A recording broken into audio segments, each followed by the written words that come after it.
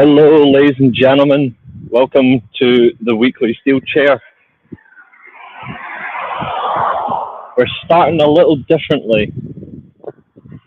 We're starting on the outside because it's absolutely roasting again. It's like 25, 26 degrees. So I thought, fuck it, I'm going to go and buy some ice cream. But how is everybody? I'm walking back to the house, so for the first 10 minutes or so of the stream, I'll be walking. But don't worry, the PC is ready to go.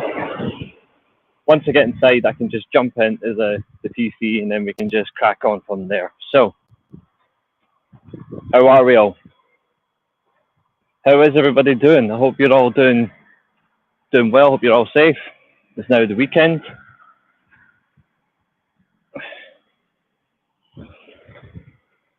It's a heat pack and it's not vanilla. No. It's not vanilla. Raspberry Ripple and bubblegum ice cream. That's the flavors of choice. Raspberry Ripple and bubblegum.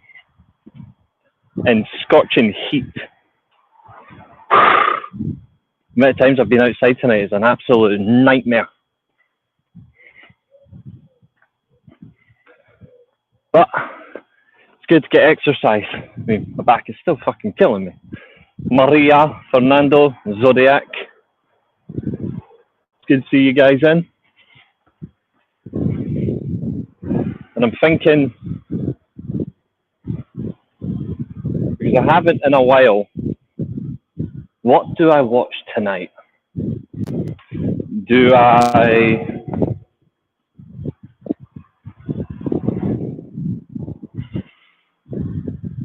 watch SmackDown?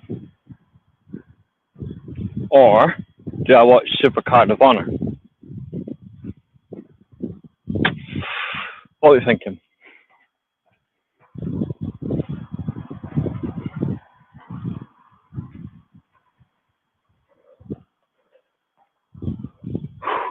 It is roasting.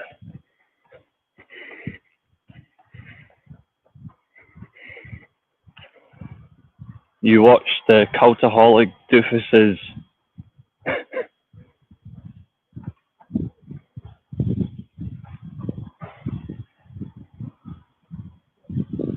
what did they predict for Zodiac?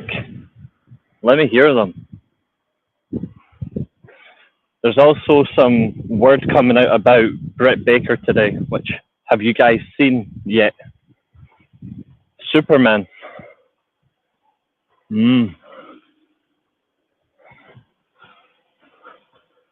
Not a bad option for Fernando. Not a bad option at all.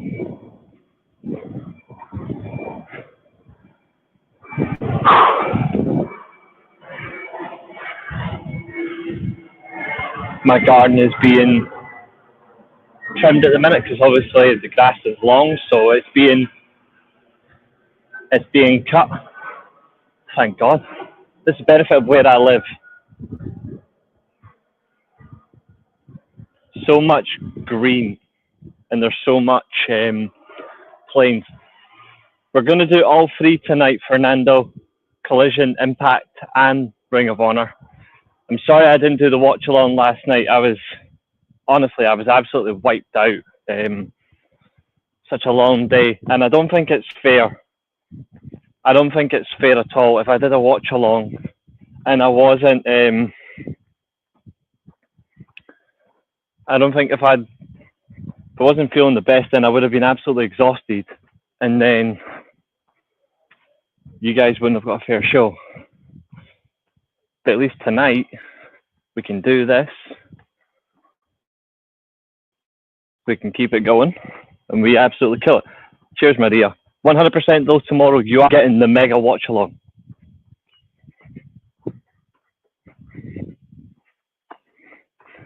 Fucking little crazy midgy fly. They predicted Osprey and Swerve winning, FTR winning. I seen that. Yeah, we're going to talk about that big boom bell end beating the Don Cass family. Tony Storm split on Kenny and Okada. Okay, MJF and Eddie Kingston or Jericho being the final two. Well, I guess pain is a calling. Roy Sheen, hello. I don't watch those guys for a reason. And simply put, it's because they're dreadful. But those predictions, man, they are on smoke. Or they're on something. Gonna get my haircut tomorrow as well before the show.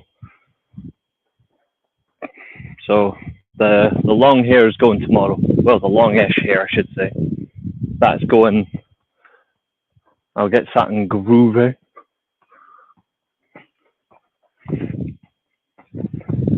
Almost home. We're about 2.5 minutes from the house. Like I said, about the first 10 minutes, we'll be commuting. Friday night, burning it up.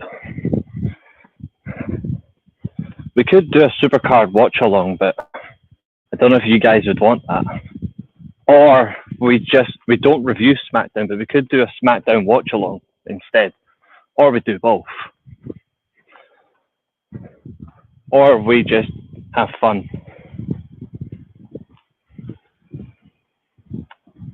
Oh, that makes sense, Zodiac.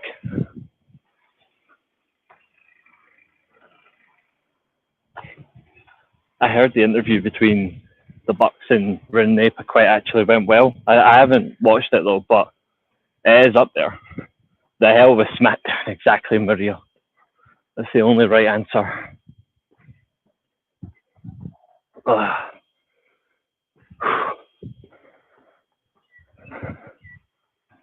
SmackDown can kiss our asses.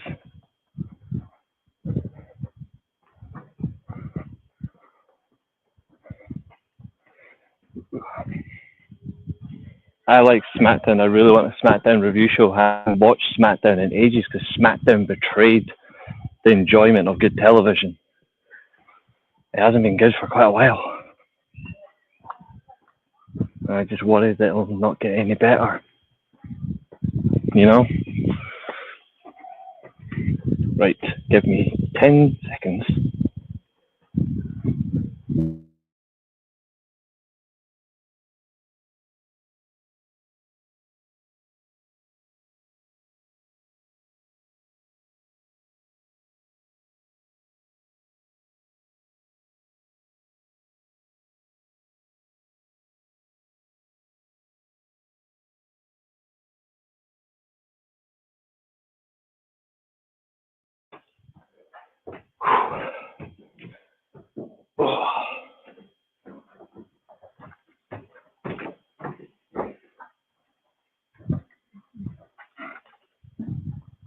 Yeah.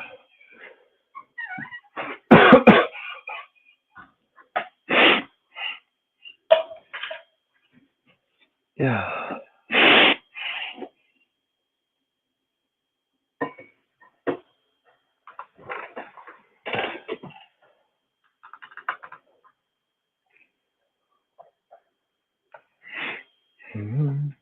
And we can go bye-bye phone.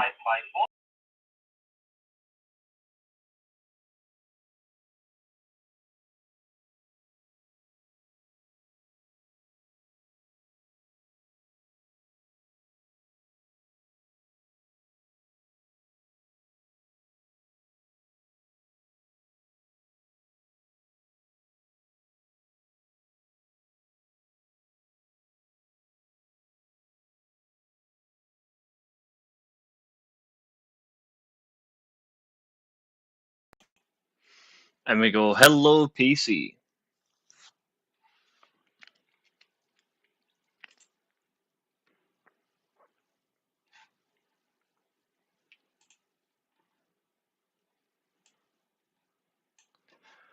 Whew.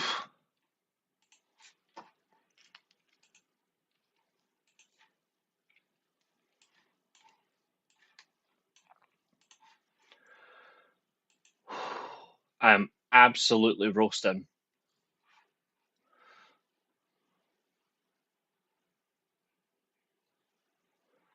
Yeah. Right. Let me get some music. Nope. No. Yeah. Ugh, right. Where's my air gun? Now, people watching, don't worry. I am not shooting anything.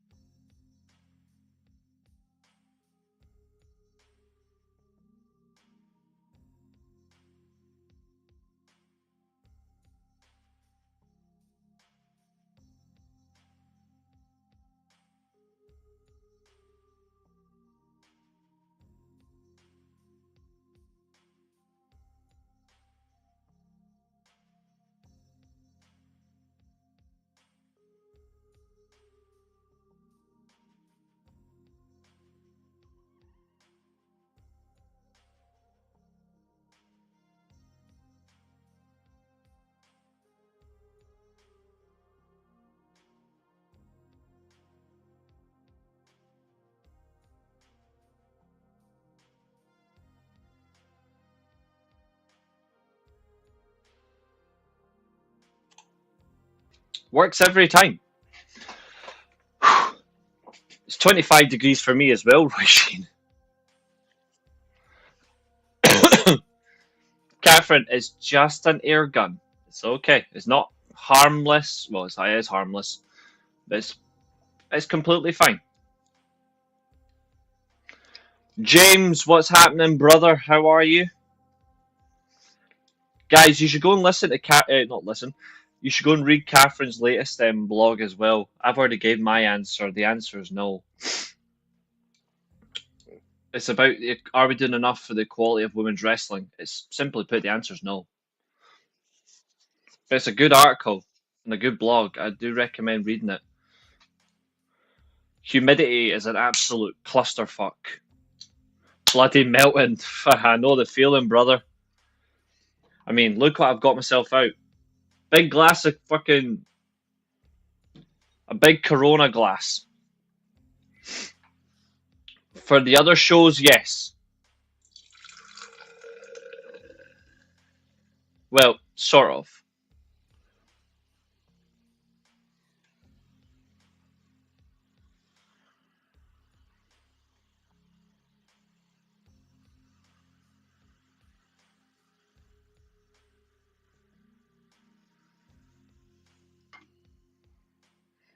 That is one full glass of Red Bull.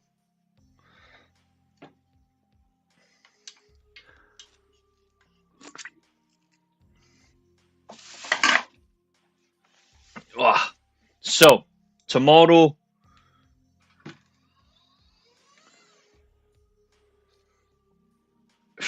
I know, it's crazy. So, tomorrow, we've got the All In Watch Along. And in no way, shape, or form am I letting WWE invade it. They're not. I'm not letting it happen. So, we're actually going to do the rest of it tonight. So, where is our trusty predictions spreadsheet? We've got to do our watch alongs as well. We've not done our match watch along in a little while. So we're going to do some of them, don't worry. So, we need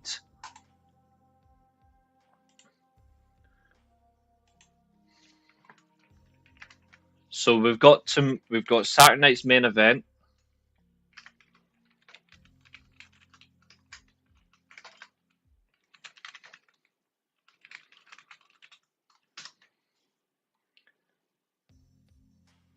And then we've got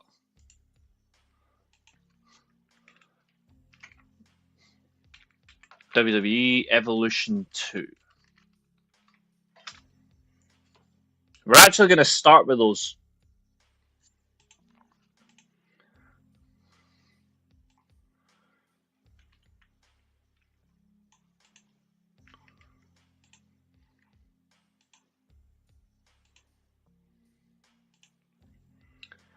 Now, I'm right in saying at the moment, Evolution 2 is 7 matches. Saturday night's main event is 5 matches, yes?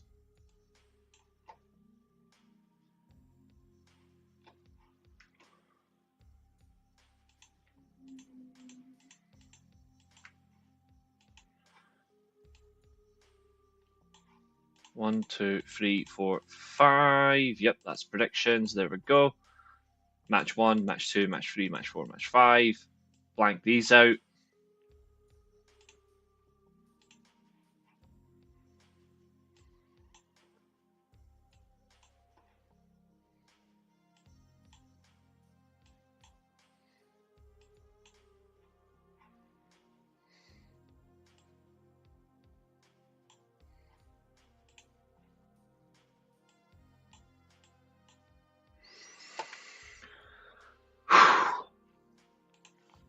Okay, so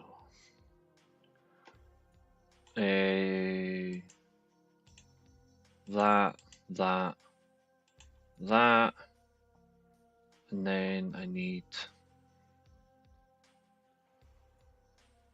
Okay, 13th makes a lot of sense. I need this color.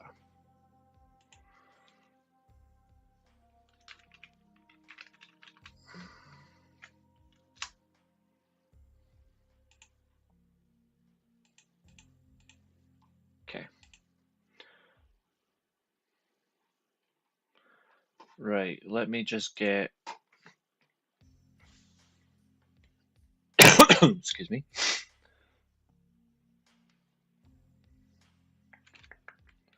So Saturday night's main event.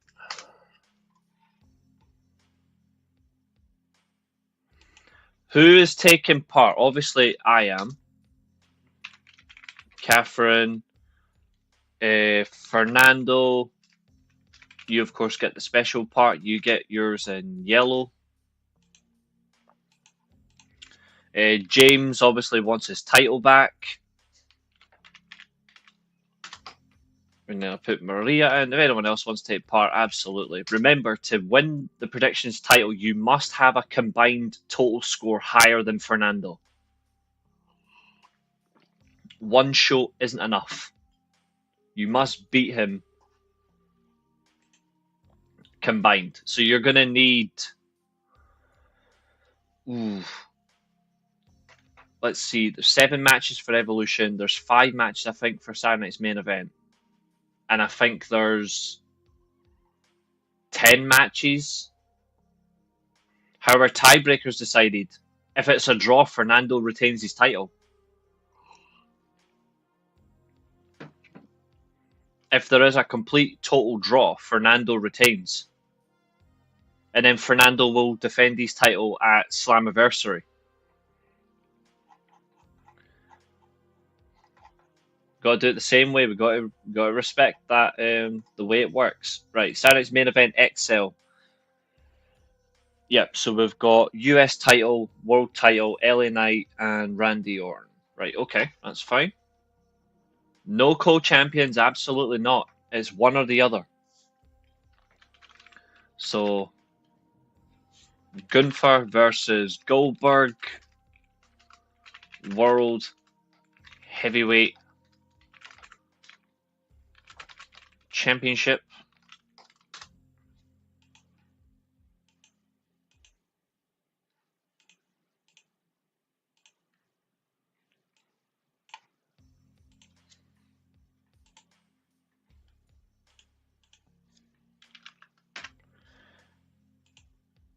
Somebody's gotta bleed. Somebody's gotta leave. It's an end of an era.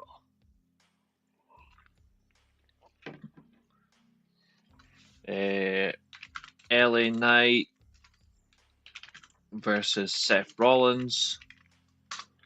Now I am actually in this prediction show to win at this time, folks. I'm going to actually make the effort to win now.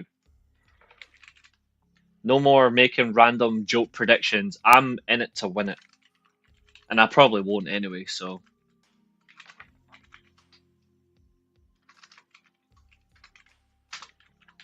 I got a sneaky suspicion we might have a title retain. Wait, hang on. There's only 4 matches at Saturday Night's main event. Are you serious? These bastards. Solo Sikoa versus Jim Uso for the US title.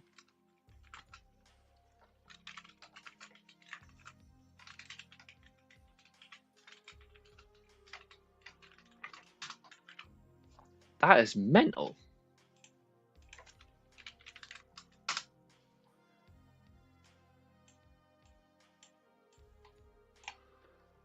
So they've got 4 matches at Saturday Night's main event, and they've got 7 for Evolution. What are they smoking?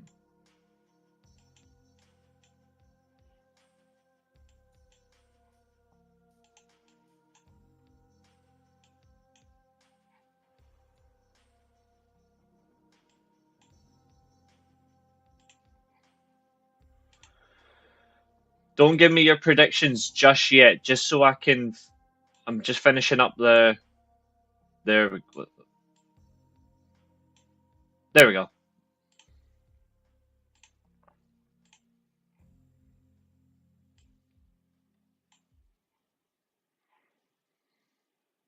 No, Zodiac, it's okay. It's okay. I just want us to go through it at the same time.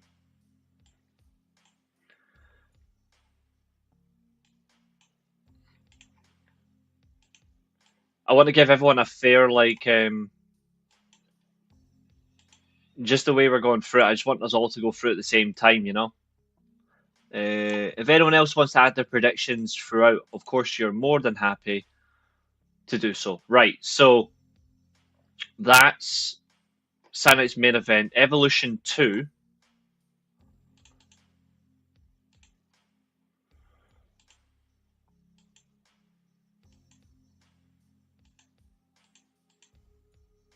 Evolution 2. I'll get all those matches in.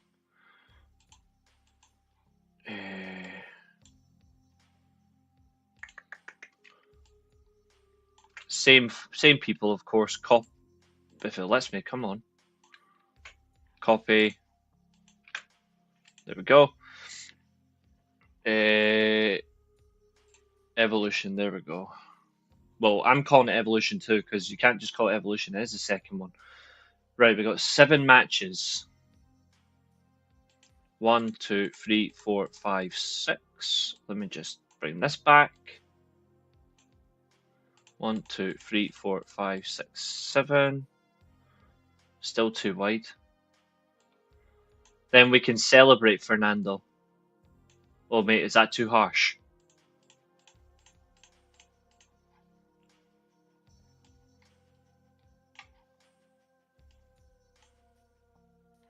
One, 2, 3, 4, 5, 6, 7.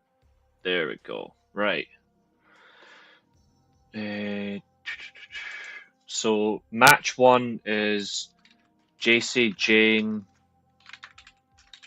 versus Jordan Grace.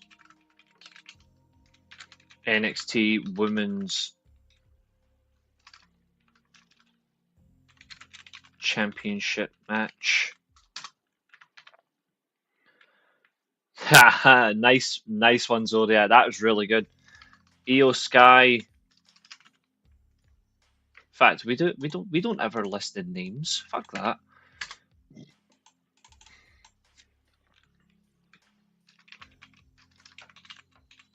Women's World Championship.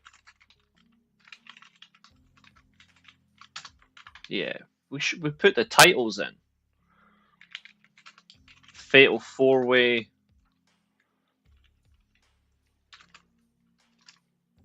In fact, we'll do it this way. WWE Women's Tag Team Fatal 4-way Championship match. The Battle Royal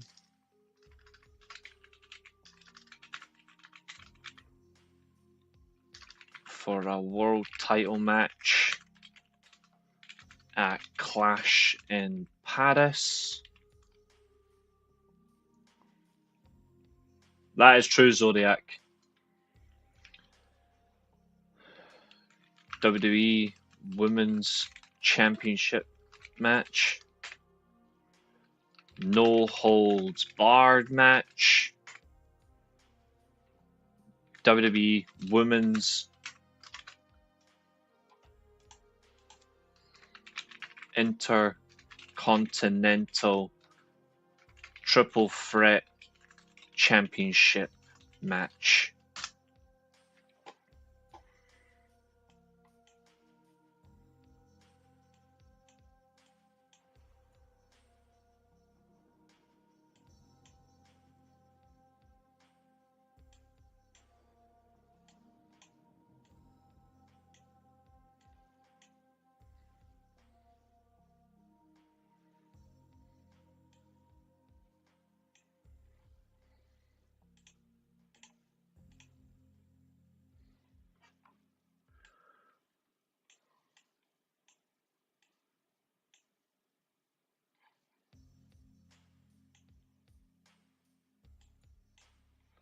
There, right.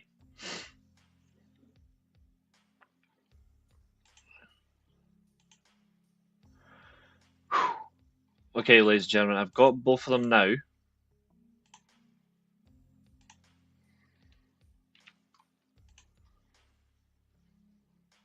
Let me just...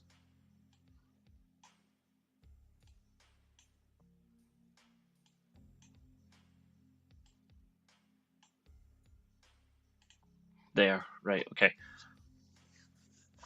Price check on a Jackass. Expensive. This is how we do it. Oh, they've changed the layout on this now. They've removed. Oh, this is how you do it. It's just the logos now, like the camera, like the mic logo, the camera logo, share screen logo, people logo for who's in the stream, then settings, and then exit the stream. So they've actually changed that around now. It used to be logo plus words. Now it's just they're out. Absolutely right. What the hell is that?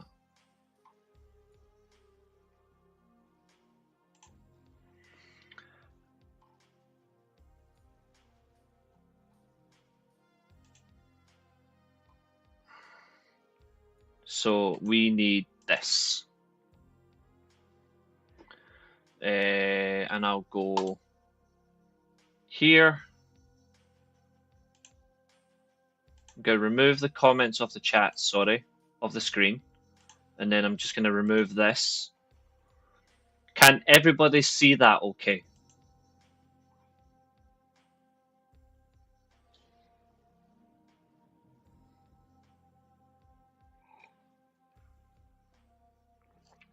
And I will, of course, reveal the participants for certain matches, so you don't have to worry about it.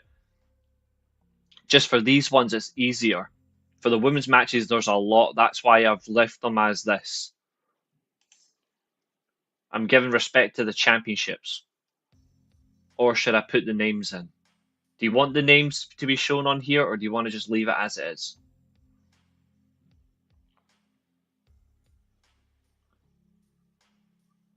The fact that we've got a lot of title matches plus 2 that aren't a title match is actually interesting. I'm surprised. Yeah, go on then. Right, so we've got...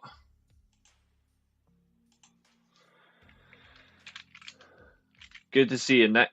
JC Jane versus Jordan Grace.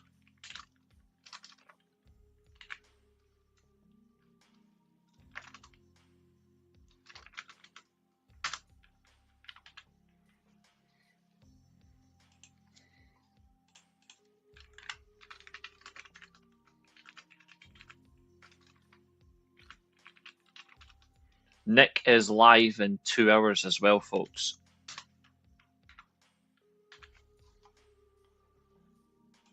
There's a lot of names on this one. The Judgment Day versus... In fact, can I give these guys a tag team name right now? Because I've got a name for them.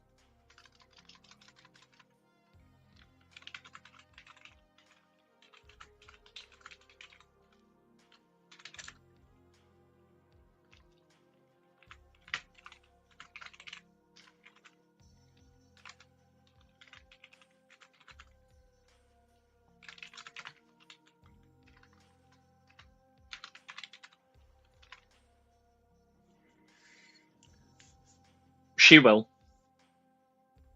And then she'll probably win the title as a heel.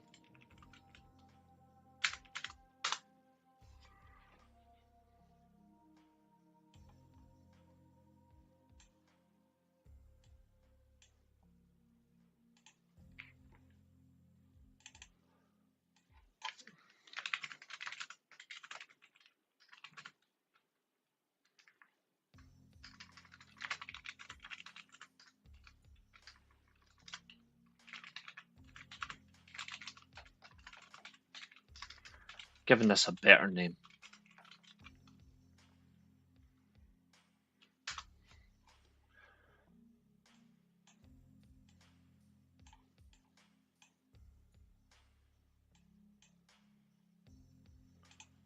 That's much better. The background music is very seductive. Well, I'll tell you what it's called. It's called Night Drive. Actually, this one's called Game Over. But this one does the winner.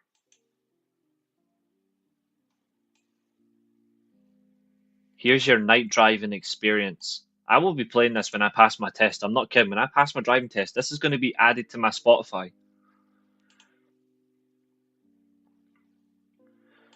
She's there, sadly, for... I'm going to explain why very shortly. And you're not going to like my answer. Like, you're definitely not going to like my answer.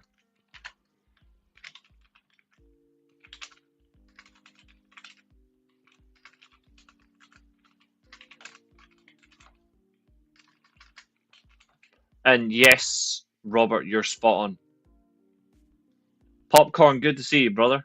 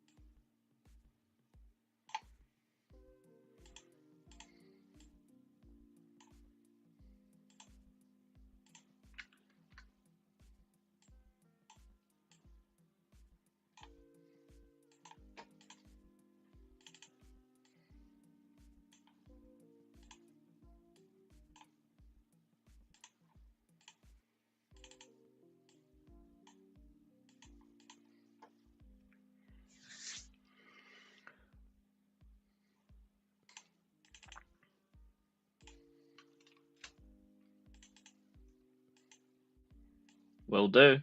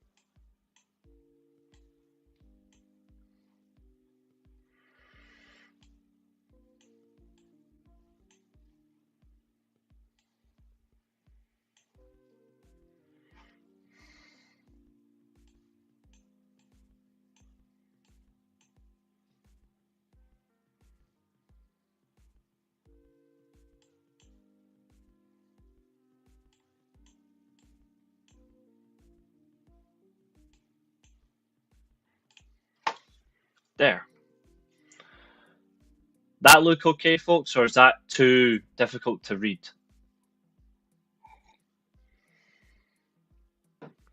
If it's difficult to read, tell me now.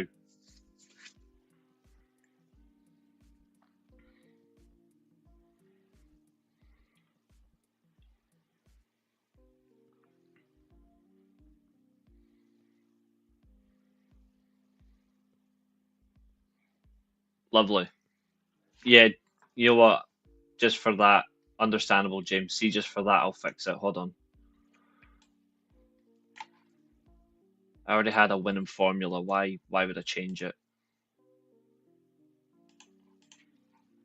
There.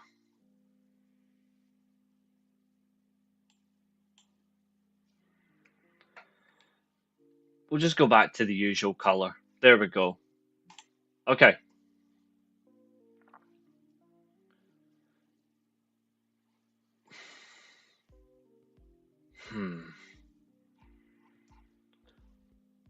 We will go. We're only doing these two tonight because obviously we're going to do the main prediction tomorrow. In the meantime, I'm just going to. So now, ladies and gentlemen,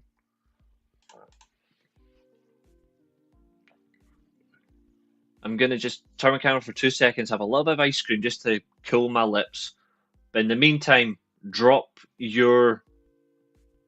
Now you can drop your predictions. Since there's 5 matches here, just put. Sorry, 4 matches, just put 4 names in one chat.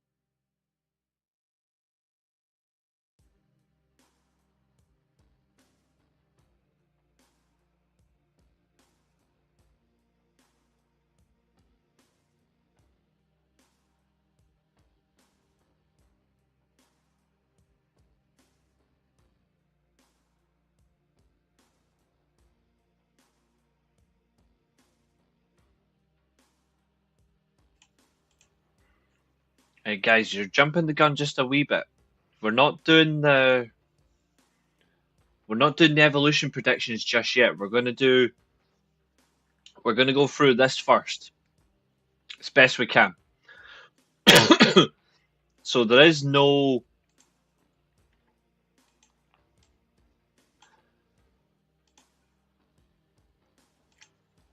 when you look at it, remember we're not on them just yet. It's just the evolution matches. Sorry, just the Saturday Night's main event matches for now.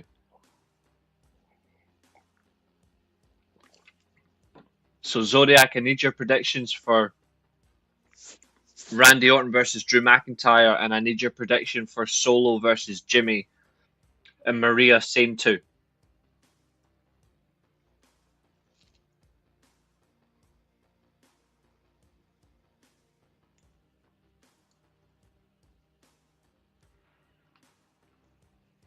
Yes, you can join the predictions.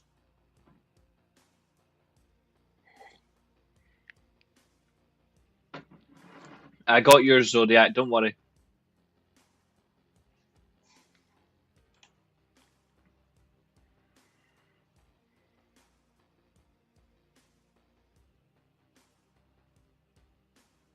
That's what I'm saying, I've got yours.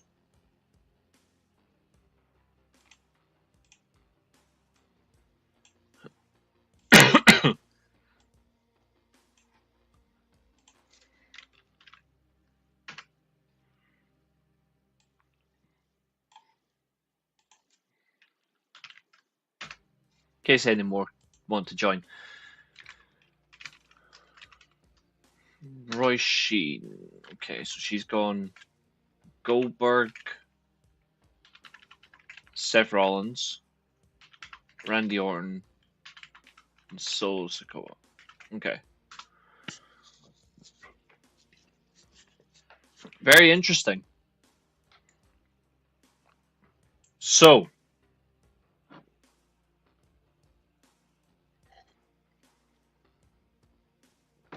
remember the rules. Once I've made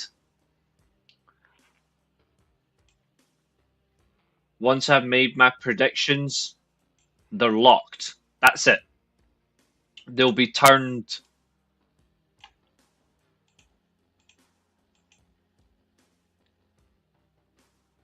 purple with white, as we always know. So, except for the champion.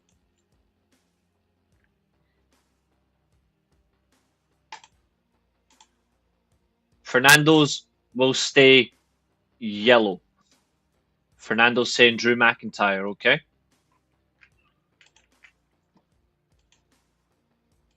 Maria says Randy Orton.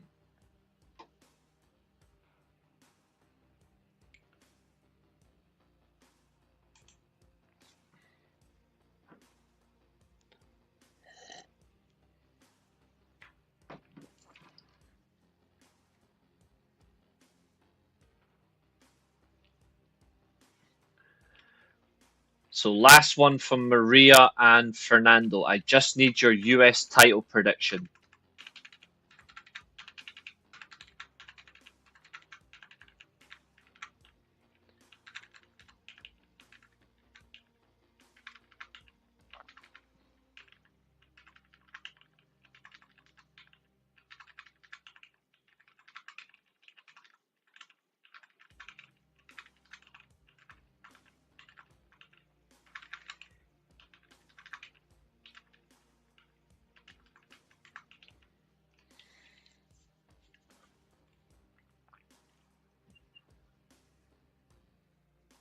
Fernando says Solo.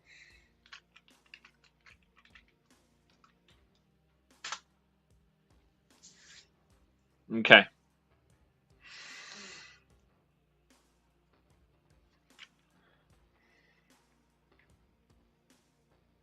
Nah, this card is horseshit.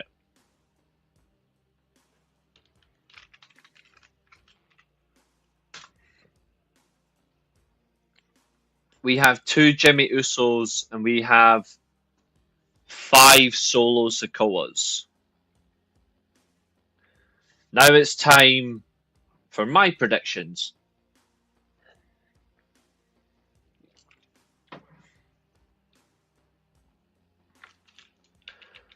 So, the World Heavyweight Championship match. First of all, it's a match that everyone practically expected. Supercard of Honor is tonight. Supercard of Honor is tonight. Like, literally in like 3 hours' time. 3, I think it's 1 o'clock actually. So, yeah, well over 3 hours' time. So, same time as SmackDown. So, Gunther versus Goldberg for the ugly version of the Big Gold World title.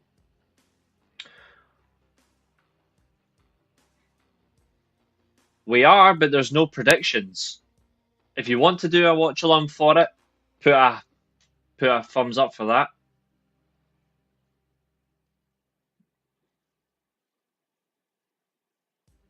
You won't watch Supercard of Honor, but you would watch Saturday night's main event.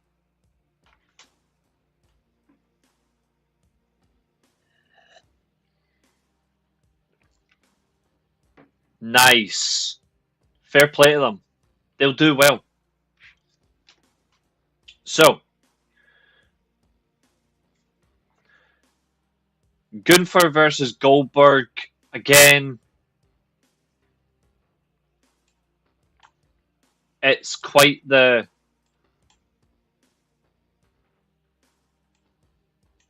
predicament.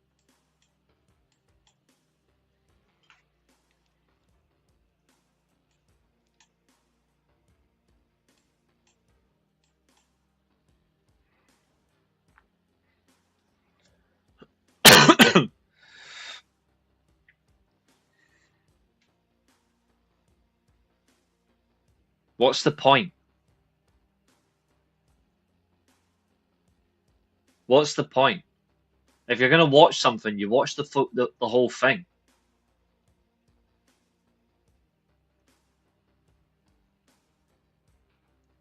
Oh, absolutely, Zodiac. And that's a fair shout, Maria. To be honest, I think you are right. Catherine won't like that, but I do. So, Gunther versus Goldberg, the main event, which means they're going to have to try and stretch out the rest of the show. Are they going to give more time to Randy Orton versus Drew McIntyre? Are they going to give to more time for LA Knight versus Seth Rollins? Or are they going to just give you 10-minute videos in between and 15-minute ad breaks? Yeah, I think the latter. The World Championship match, we all know it's for Goldberg. It's like a 3-minute warning, or in his case, it's a 3-minute quick fuck. This is not going to be a recommended match to watch. It's not going to be fun. It's not going to be pretty. It's not going to be a technical masterclass.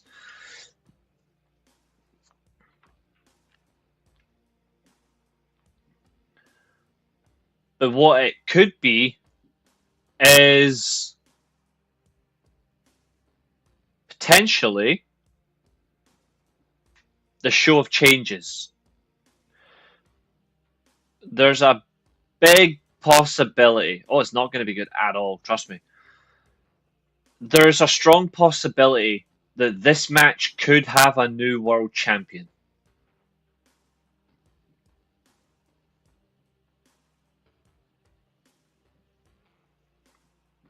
There's a chance we may get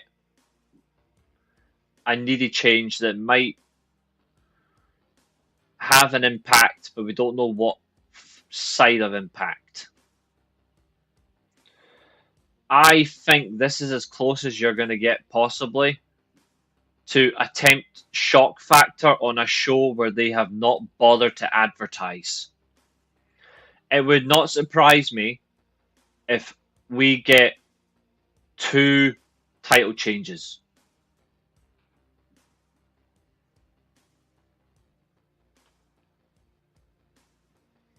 there is a crazy chance Goldberg might win the title, and then Seth Rollins steals the title.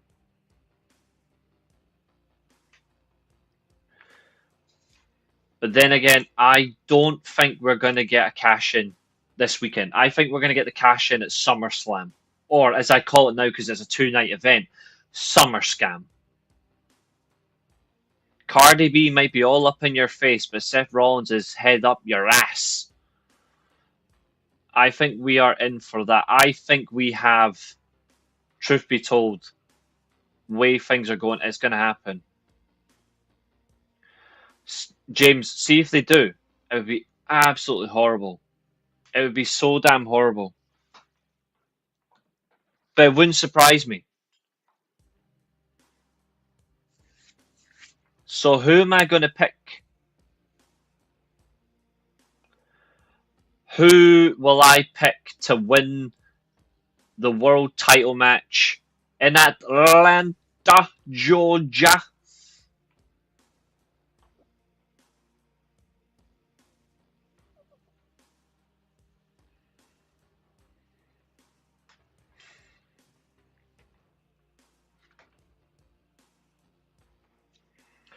The reality is, though, Guy, you can't do that.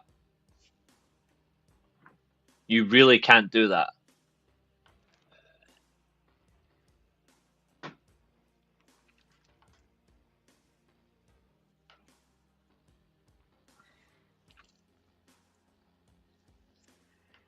You do that, you're asking for big trouble. Trust me. Damn, that's good ice cream.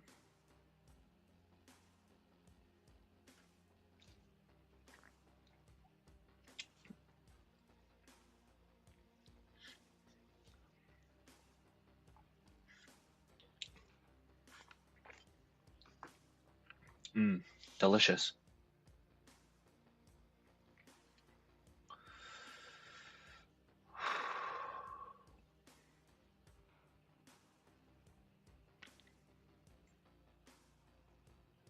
Exactly, Zodiac.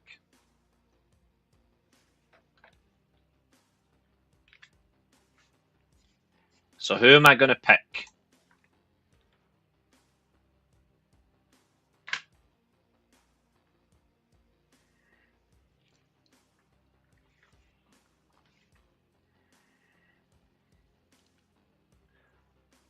You will find out after this commercial break.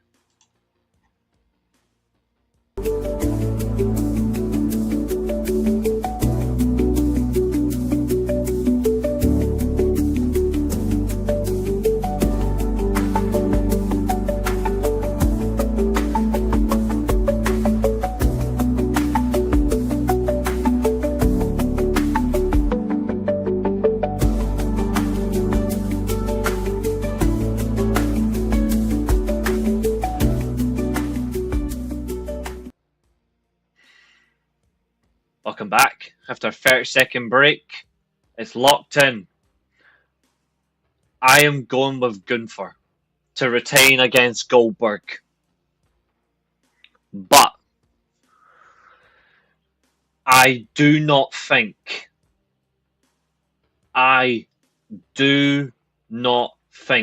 Gunther holds the title past SummerScam.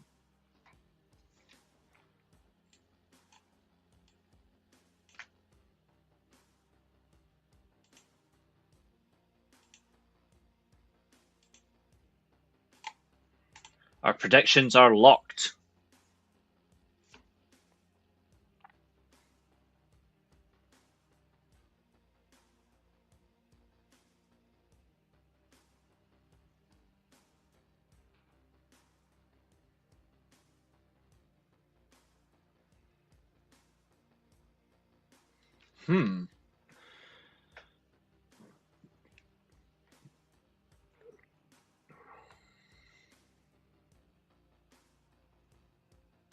The hell? Let's see, what's this?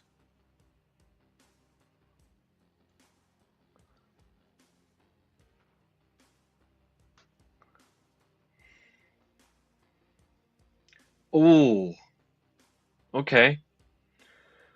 So according to WrestleTix, from a ticket allocation for Evolution 2, 4,804 tickets have been distributed according to WrestleTix. However, 1,578 tickets have yet to be sold. Your thoughts, ladies and gentlemen?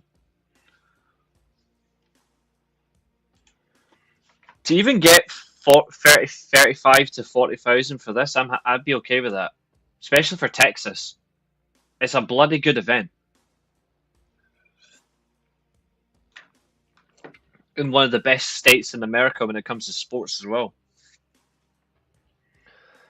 Up next, match number 2. The leader of the Fallen Empire, the leader of the Seth blows your scones riders, the man with as much dress sense as Dr. Evil, a man who looks like Shrek and talks like Donkey. We certainly want to not burn it down or go but in retrospect, we are in the facilitative manner of why, oh why.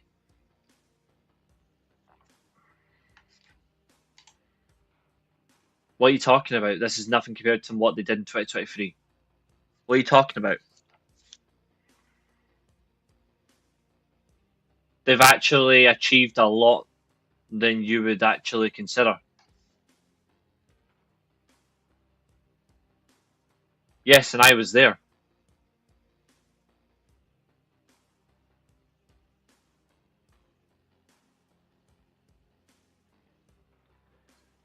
Throw me a frickin' bone here.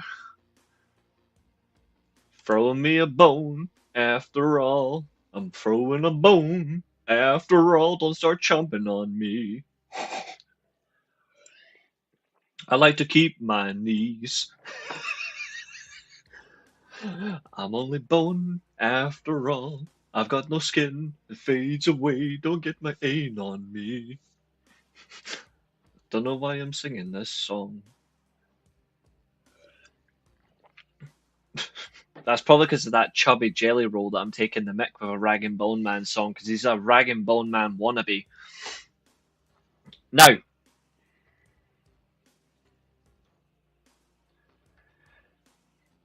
on paper,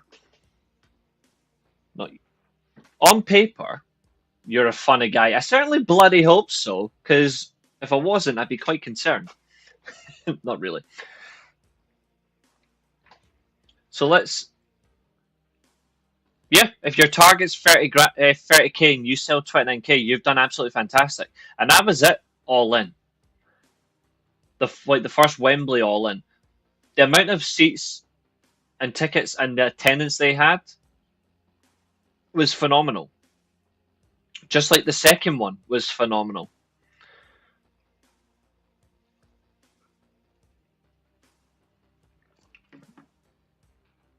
So, LA Knight versus Seth Rollins. What do I expect? Truthfully, I haven't got a bloody clue. Because I don't understand this choice of a feud.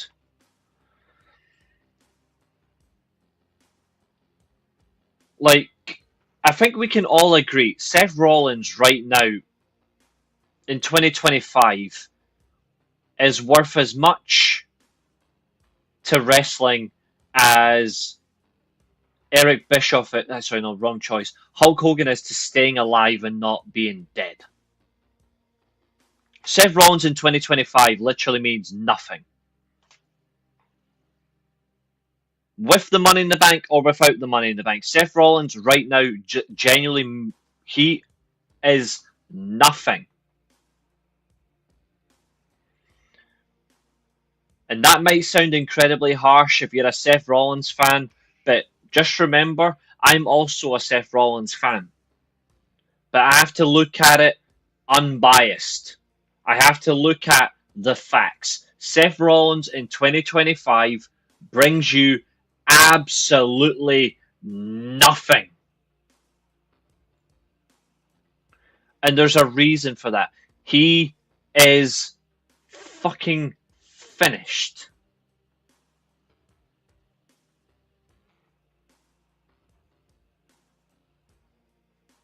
I got a dip again. I'll see you tomorrow. Will my predictions be? Yeah, of course. The only thing is, though, Roy Sheen, I will need your predictions for this one. This is what I'm going to ask you to do, Roy Sheen. At the end of the video, can you please drop a comment for me and just drop all your Evolution 2 predictions for me, and I'll add them to the stream. The camera on the shots on them empty seats are going to be noticeable. Do people in the people? That doesn't make any sense. You know somebody's going to show the empty seats. Yes, because they're sad little fuckers. Those are the people that literally only want attention. If you're going to a show just to take pictures of, oh look, empty seat, then you're no better than someone like JD from New York, who's just an absolute cockwomble. Thanks, Roy Sheen. See you tomorrow, 6 p.m. UK time, because we are doing the full 6 o'clock till 1 o'clock stream. You heard me right, 6 o'clock till about 1 o'clock, depending on when it finishes. I'm going to be here all frickin' night tomorrow. So, Seth Rollins, like I said, Seth Rollins in 2025, he isn't what he used to be. Seth Rollins, honestly, for the best part of 2 years, was delivering on pay-per-view and TV consistently. Exactly, Zodiac. It does my head in. It's an absolute shit show.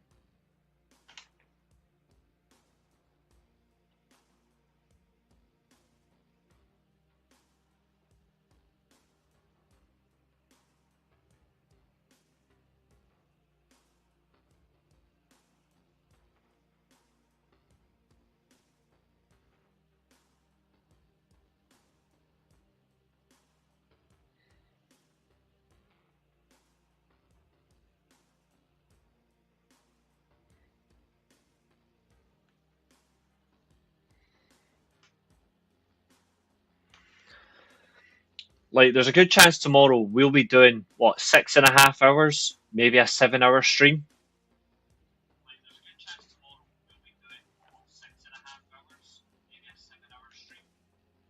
I haven't done that in quite some time. I haven't done a stream that long in quite a while.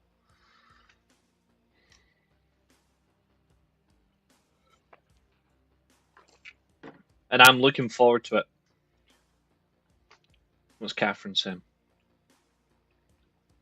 Holy shit! Yeah, we're definitely doing a fucking Supercard of Honor watch along now. Mayu Yamashita,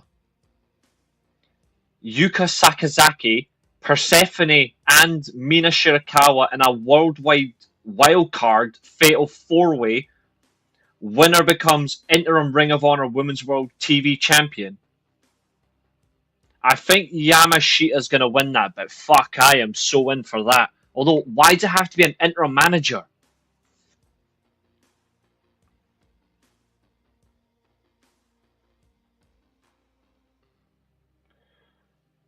It doesn't have to be an interim champion. Just be the full champion. Red Velvet's out. Just make her a champion. Like, whoever wins should just be a champion.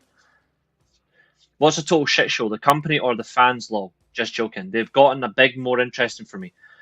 I told you that they have gotten a lot more in recent months, and now you're starting to believe me?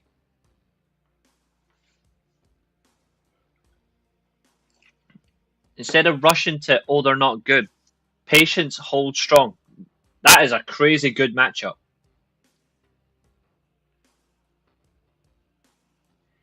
I'm looking forward to that fatal 4-way. I really am.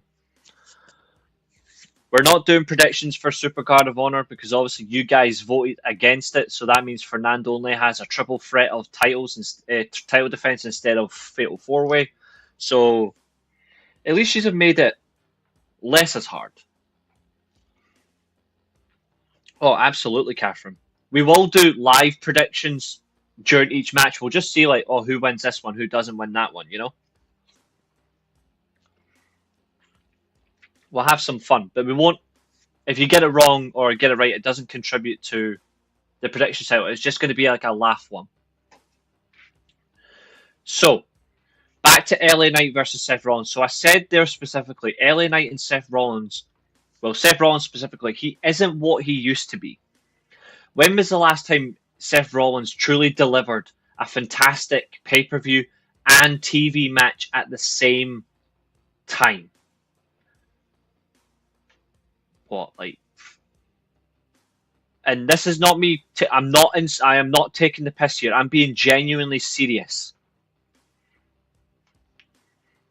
Back to back. When was the last time he gave you a great, even though Saturday Night's Main Event is a TV special, but the pay-per-view aspect, when was the last time Seth Rollins gave you a great TV match and pay-per-view match or special at the same time, like back to back? For me, it's many years ago. If I'm being truly honest, I think it's 7 years ago, maybe 8 years ago.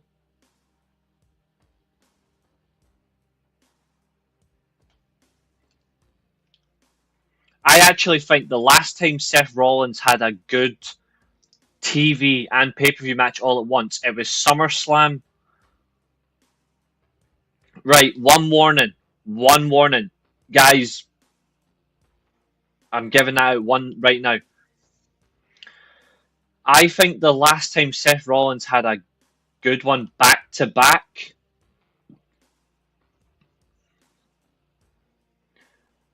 the match versus Finn Balor at SummerSlam, and then the Fatal 4-Way the following night. I actually think he hasn't had a good back to back since then.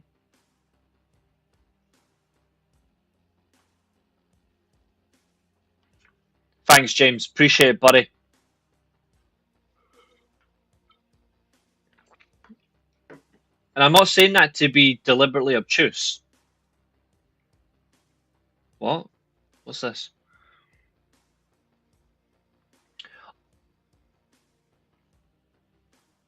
Also, there's been an update. This is quite an interesting one.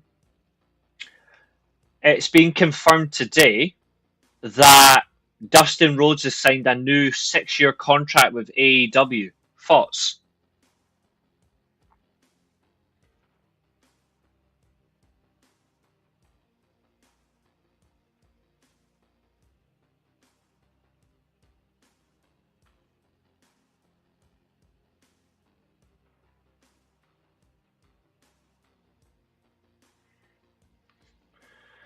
Moxley drones on and on his promos. I am going to watch the Go Home segment soon to see if he impresses me.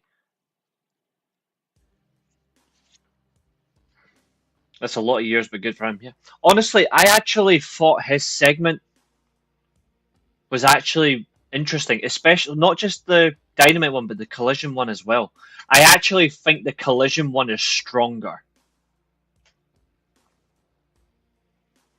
Yeah. 6 years, though. I don't think Dustin Rhodes is capable of doing that, though. I don't think he's good. I don't think he's, not in the sense of he's not good enough to do 6 years. I don't think his body is good enough to do 6 years. I think maybe he does 2 or 3, and then the remainder of his contract is him in a producer role, and then maybe he continues that way. I could well be wrong, but I just don't think his body will be able to do that. I don't think he'll be able to do that because he's a huge guy. Eventually, his body will start to give in on him. I hope I'm wrong, though.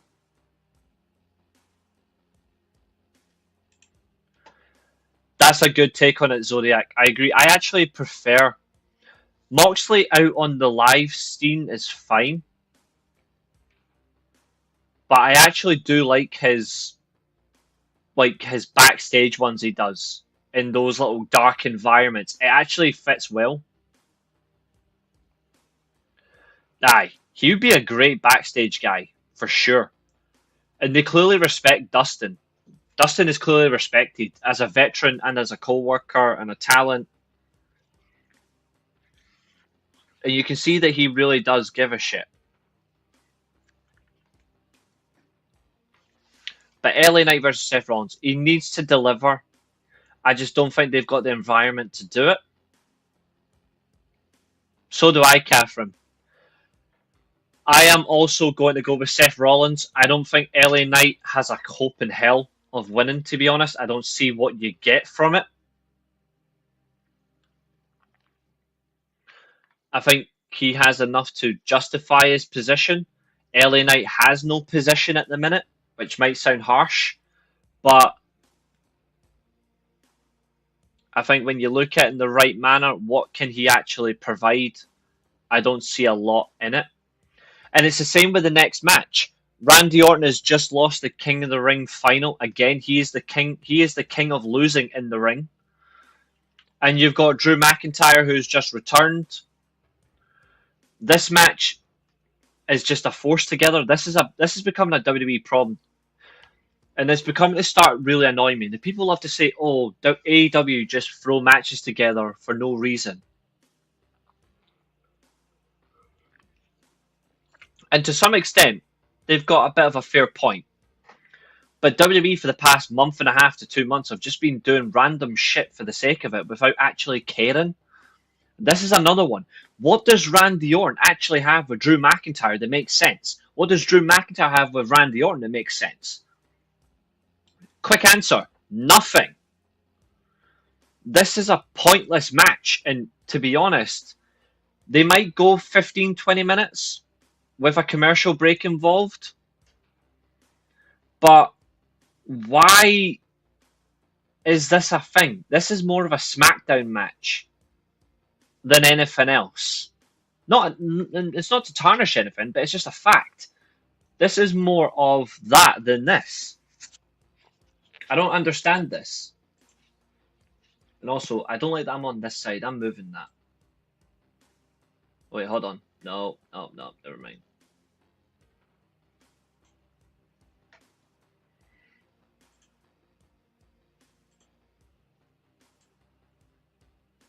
Oh wow, he RKO'd him, but that doesn't make a difference. Like that, you're not getting my point. Like you can RKO someone.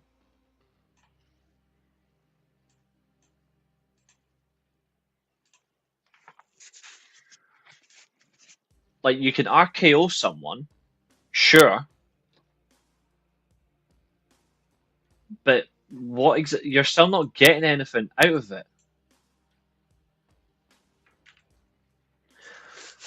So we will be starting when the all-in buy-in show starts.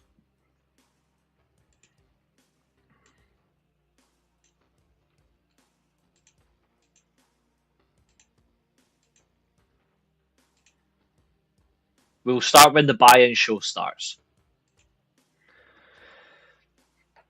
If you're RKOing someone just to start an event, then what is the bloody point?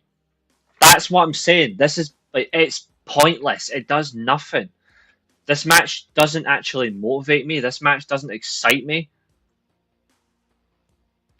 It's not a pay-per-view, but it's a TV special that you want fans to enjoy. This isn't enjoyable. I'm sorry, but that's not a good excuse. But I think the way they're going to do it,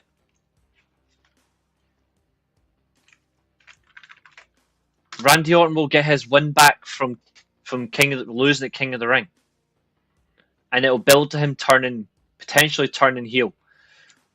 This match is easy to call. Solo is going to retain it, and then he's going to lose it at SummerSlam. And that's that. So they're all locked in.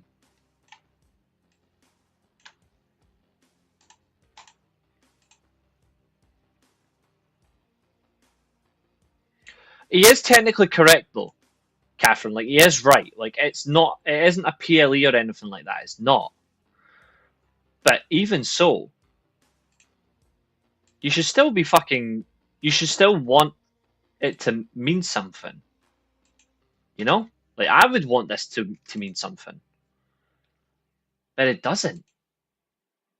I think that's quite shit, really.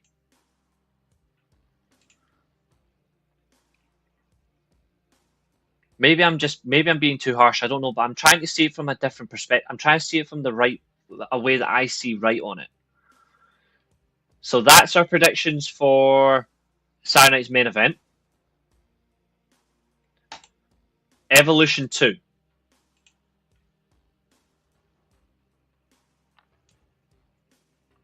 Seven matches. Guys, drop your predictions in. Same as before, one message, 7 names, and I'll be back in just a minute and a half.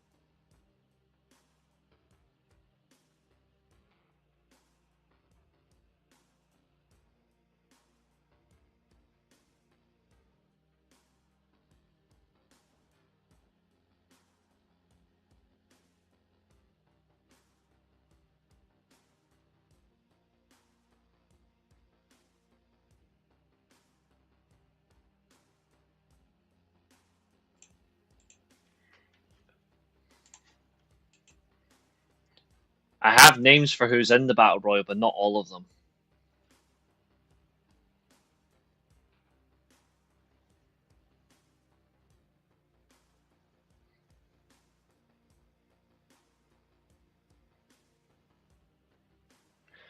There's 15 names announced so far. That's it.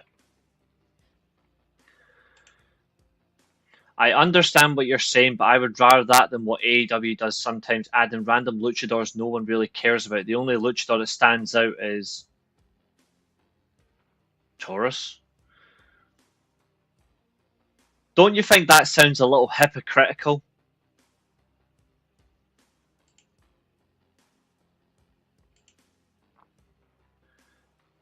Literally no sense at all. Okay.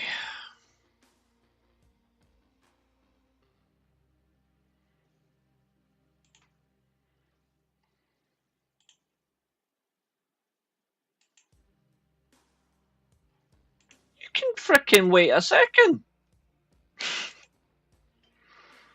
I told you I would give you the names. Just wait.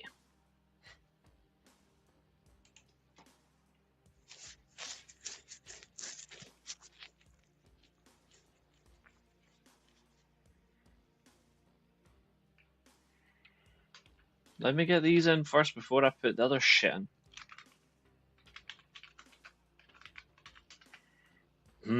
Okay.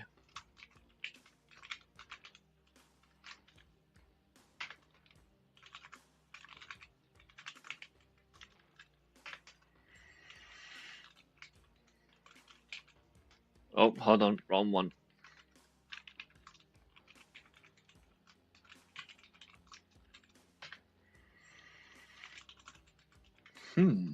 Interesting.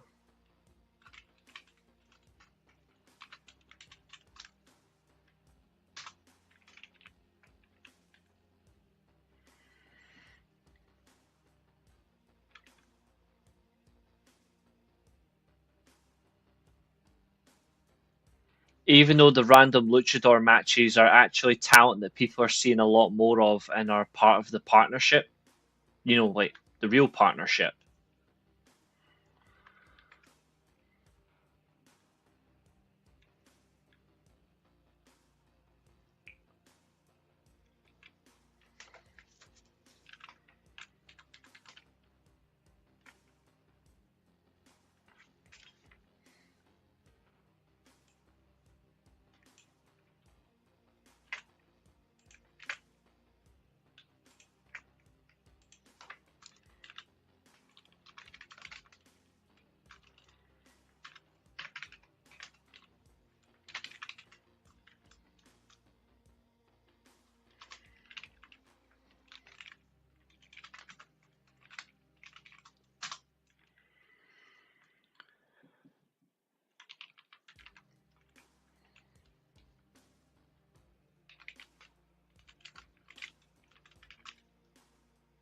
Okay.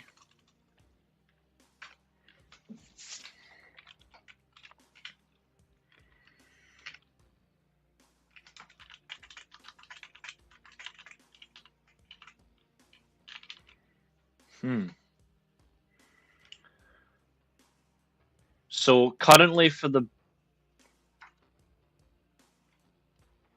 Battle Royal, it's Stephanie Vacour, Ivy Nile, Nia Jax, Nikki Bella, Natalia, Maxine Dupree, Kalani Jordan, Jada Parker, Lola Vice, Lash Legend, Izzy Dame, Tatum Paxley, Zelina Vega, who should be defending her title instead, the lazy cow, Julia, and Candice LeRae. No, they're not. No, no. Don't go there.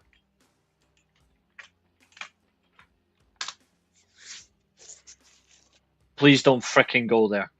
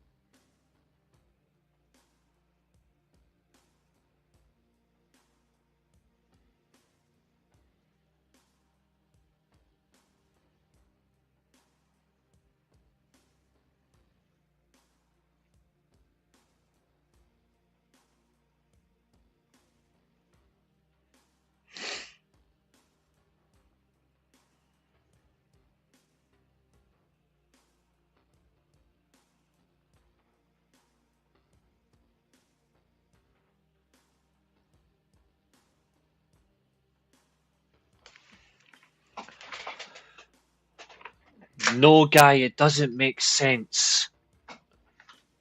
Stop being blind to the issue. Zodiac, are you seriously going with Nia Jax? That tag match will determine whether or not Jordan Grace beats Jason. Kinda.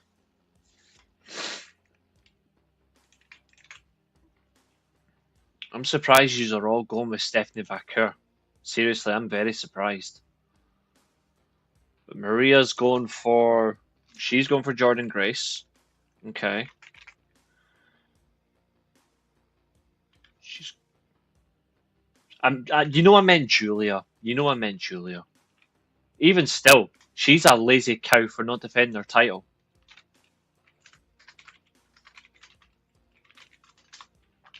And she should be defending her title.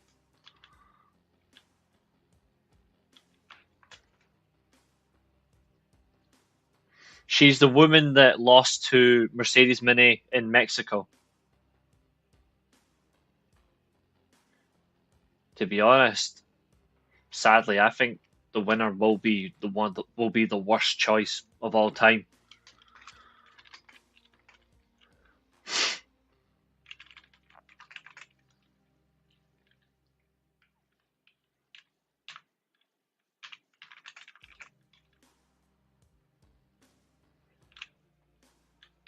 I only need Tiffany versus Trish and the tag match from Maria. And I need Fernando to confirm his tag champ prediction because he's not done that yet.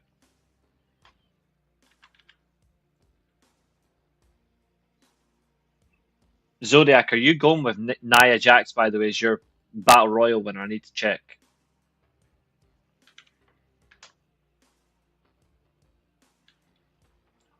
Obviously, Bleach is that match on its own is bigger than Evolution 2 on its own.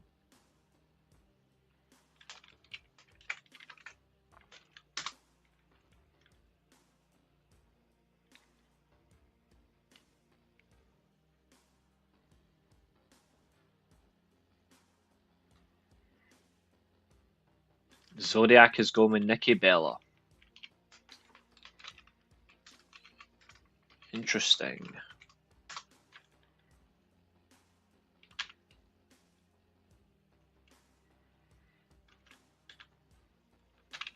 It would help if you'd actually added predictions the whole way through. You haven't.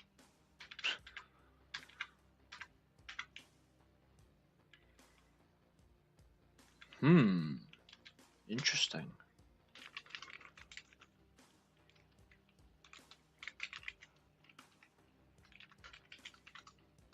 I hate the fact she's called fucking Zarya. That's an insult.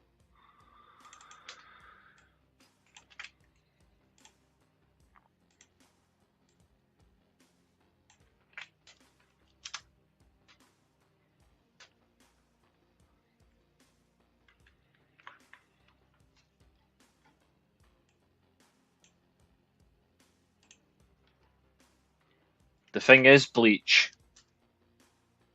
I think she's second favourite to win that match. Second favourite.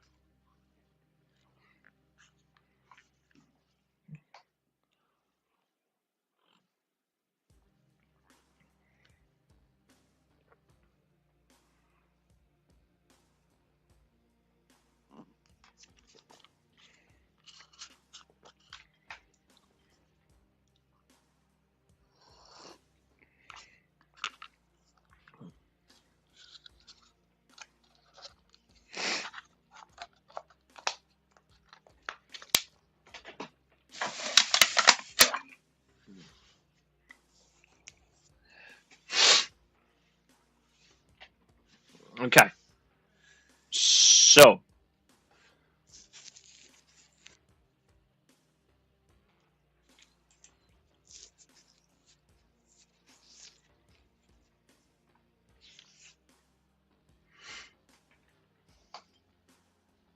Like the first event, the NXT Women's title is on the line. And this match, even by the two names included, doesn't even come close to the first match. I like Jordan Grace, but Jordan Grace versus JC Jane will not be better than Kairi Sane versus Shayna Baszler.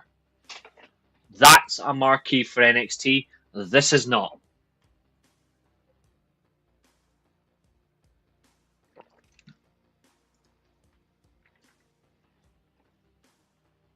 That might sound harsh to people, but it's a reality.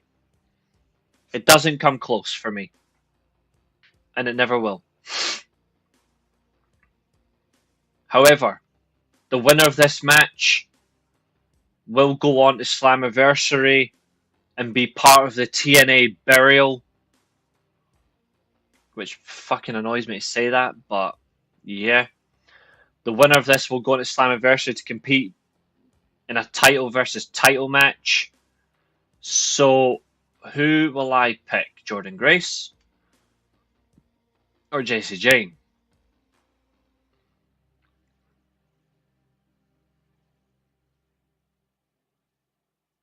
What does that even mean?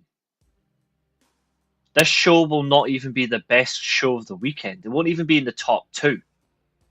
What does that mean?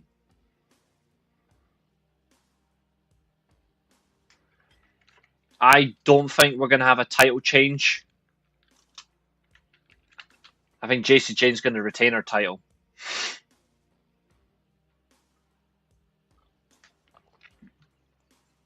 And contribute to absolute torture.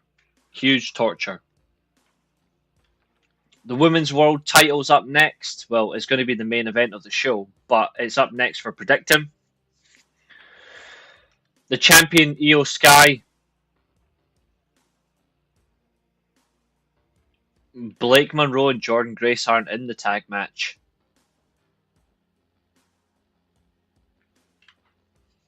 They're not in the tag match.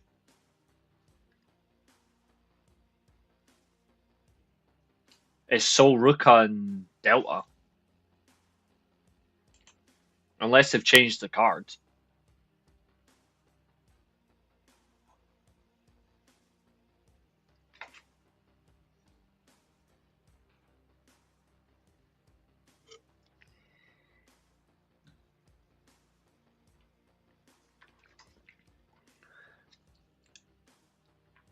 I like Io Sky, I've said it so many times, but this match is basically her torture event. She's basically just going to be forced to hand that thing over. I don't want to predict a new champion. I want to predict a title defense. But I honestly don't think Io Sky is going to Evolution to... I don't think Rhea Ripley is going to Evolution to lose. Evolution is going to be a fun show. You're saying that amongst our female population who are actually worried about this show. Which says a lot. The Fatal 4-Way tag team title match. The confusing tag team. Team NXT and the Kabuki Warriors of Team Raw challenging the Judgment Day for the titles. This should have been an elimination rules match, but it's not. I practically agree with everybody else. I think the Judgment Day are going to retain it until Liv Morgan returns, and then it starts her exit of the group. The world title at Clash Battle Royal. For me, it's between two people. Nikki Bella and Stephanie Vaquer. I think it's going to come down to Vaquer versus Nikki Bella at the end. And I think we're going to get some interference. It wouldn't surprise me, but I think there will be some interference.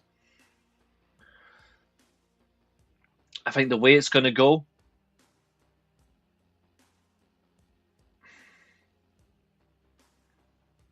I think it's SummerSlam. We're getting Nikki Bella versus Rhea Ripley for the world title. I really do. I think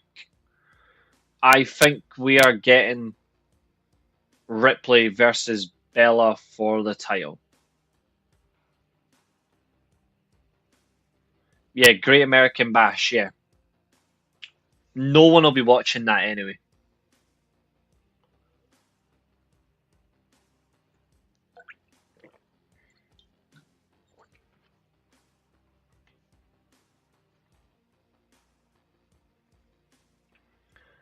I would like her to retain as well.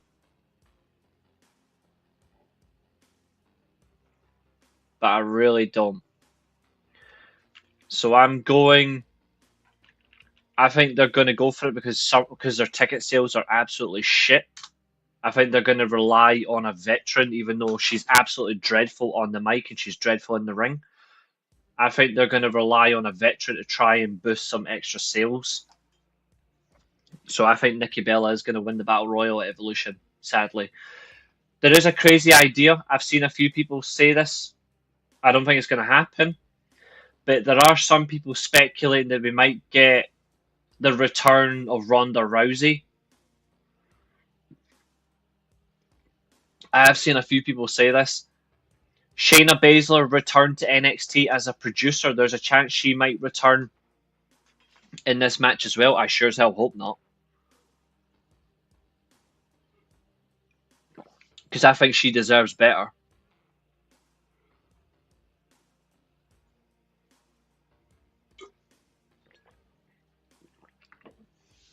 But that's what I see. I sadly think Nikki Bella's here for this.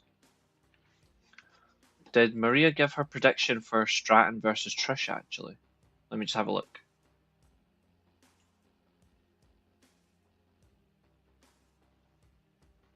Nah.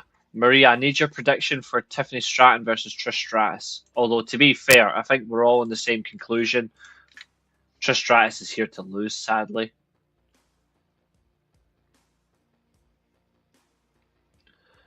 Trish Stratus is here to put over the new bimbo, and I feel sorry for her. Trish Stratus should not be in this position. If you're using Trish Stratus, you don't have her here to just lose a stupid match. It does her no favours at all.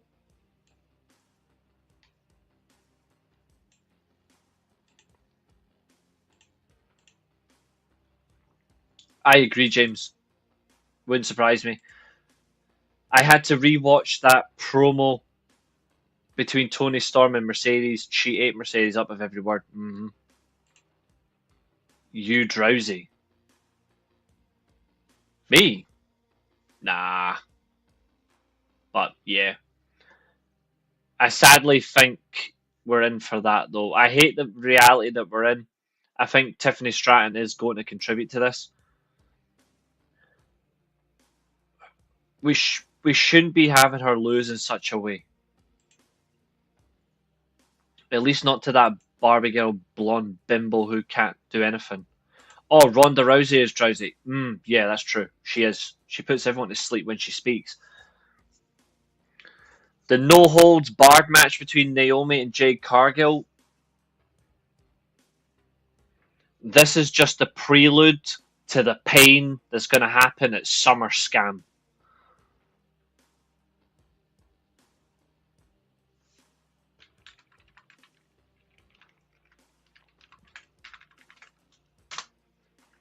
I think you're going to see Naomi get the best of Cargill twice. I think Naomi's going to beat her in the no holds barred match. And then I think Naomi's going to cash in on Jade Cargill at Summer Scam.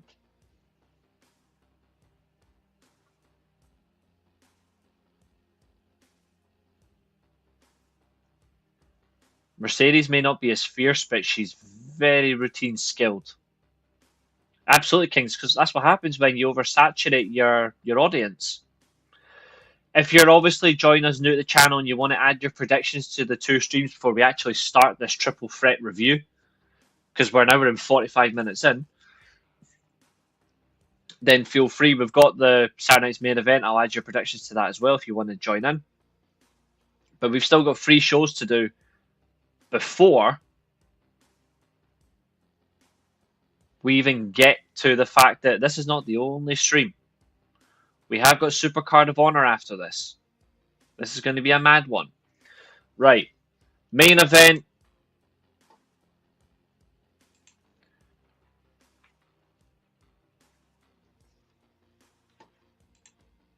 Mercedes Moné.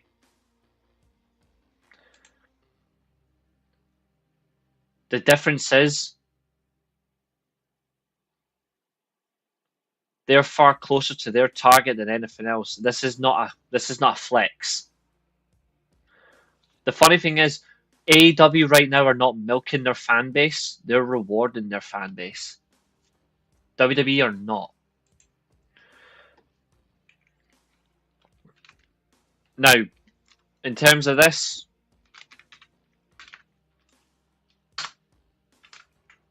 I'm going Bayley. I'm going to be consistent to my views. I think we're in line for what happened at well, last time it was the other way around.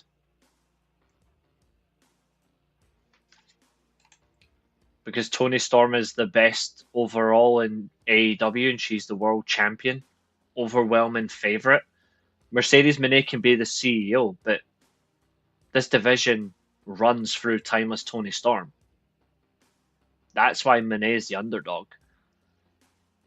Mercedes Moné can hold 7 titles, but Storm holds the one title that means more, that matters the most. That's why the challenger is the underdog.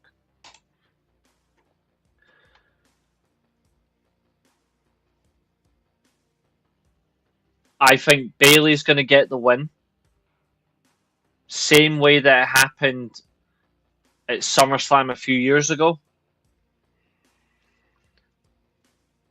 And then this time, obviously, it's reversed. Last time, SummerSlam was first, then Evolution. This year, it's Evolution, then SummerSlam. I think Bayley versus Lyra will happen again at SummerSlam. But it'll be a heel Lyra Valkyria versus a babyface Intercontinental Champion in Bayley.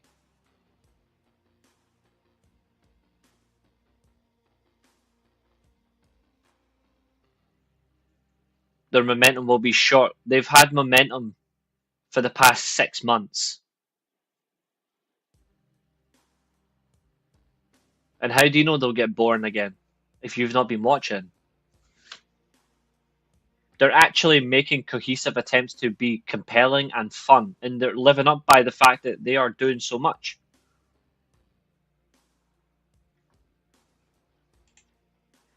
In reality, it basically means that you're afraid to just be more than just be yourself. It's like I said on the review show, and the watch along and the review show. Mercedes Moné is all about so many monikers to give herself to stand true, whereas Timeless Toni Storm doesn't need a moniker. When she's the world champion, you know she's the world champion. Toni Storm doesn't need to say so much to live up to it, and she's shown that Mercedes Moné has to. So Mercedes Moné's got to try and do things differently.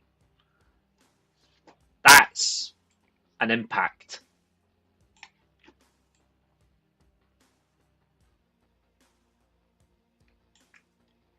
I think you're wrong, personally.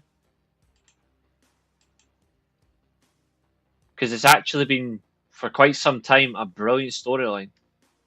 They've turned it around. Extensively. Yep. The difference is Timeless Toni Storm is and will always be a star. Mariah May went from being a star to nothing. That might hurt, but reality is a bitch.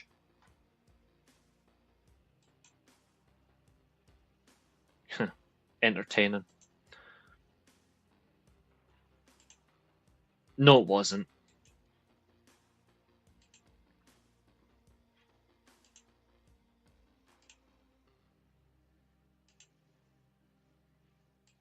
That storyline dragged on beyond its worth.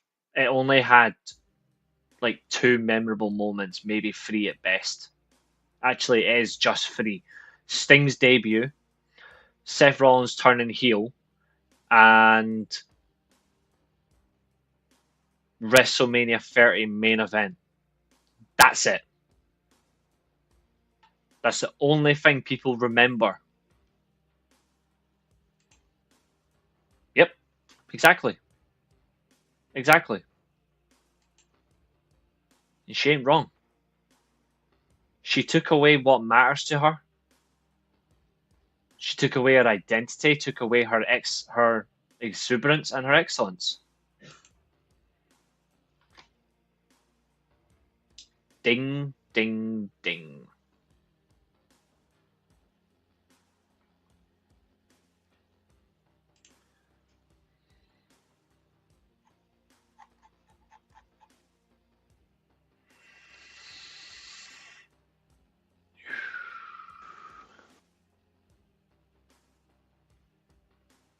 Right, what am I looking for?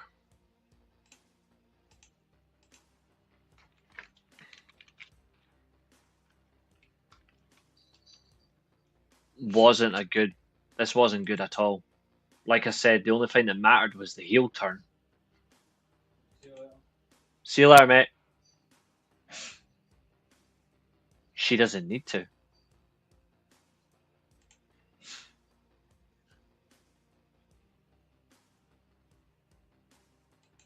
That's the whole difference between them that stands out, you know?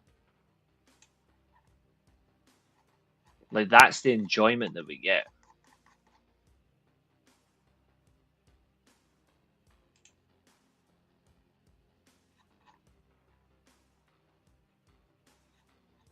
There we go.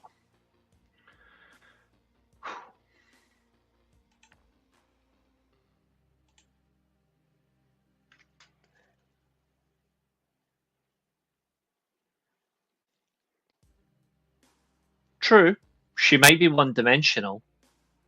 At least people want to watch her. Like, right now, out of the entire 4 horsewomen, the only one that's worth watching is Mercedes Moné.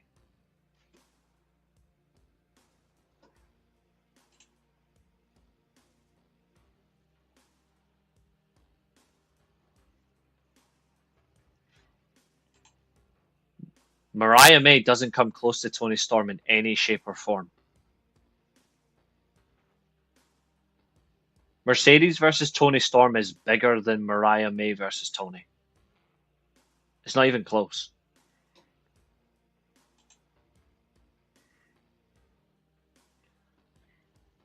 I agree about this. This is true. In the ring wise, pure domination. In the mic, in terms of the mic part,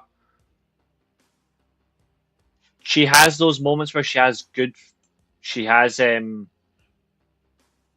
promos, but that's it.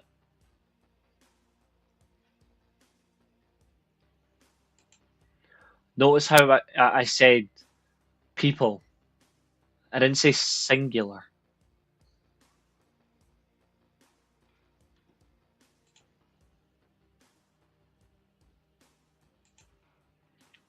That's fair to say, but for me, it's Toni Storm number 1, Mercedes 2, Mariah May number 3. See, now nobody's going to give a flying fuck about Mariah May / Blake Monroe. No one's going to care. The last great memory people will have of her is flat on her back at the start of 2025. And I dare prove me wrong. Oh wait, they can't.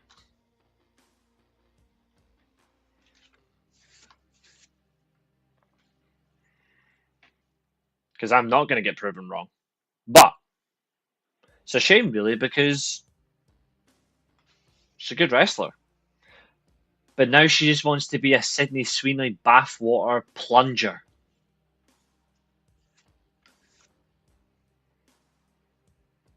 See you later, mate. Have a good one. They're going to kill her in NXT, and it's all because she's an AEW homegrown talent. She's not really a homegrown talent for AEW. She did come from Stardom. But she was a star in AEW. I don't think she'll live up to anything major in WWE. That's not to say she's not good enough for anything. I'm not saying that. I just don't see her actually being worth much.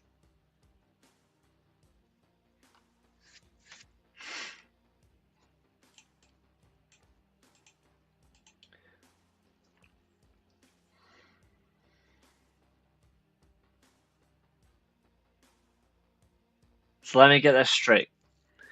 You're saying she's in the big leagues. That's how she sees it. She's went from competing for a major world title to being on the show that everyone still says is a development brand. And here's another thing. She's not going to headline a WrestleMania. Ooh, did that sting? I think so. Toni Storm should be the greatest women's wrestler in this generation, despite what they give you in WWE. Of this generation, she is the best that they have to offer across the whole damn thing. At least North America, anyway.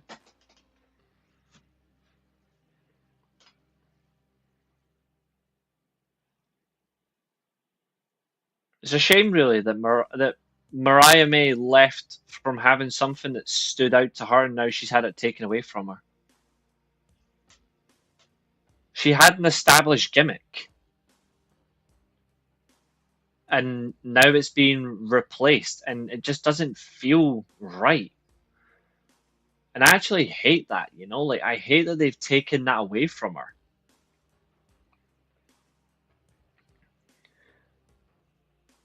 And I said this about,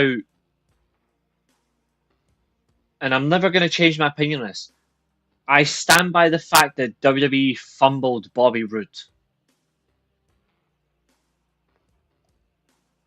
Exactly. They brought back Goldberg because they're absolutely bankrupt. People are going to disagree with me on this, and you can try, and I'm alright with that. But WWE fumbled Bobby Roode.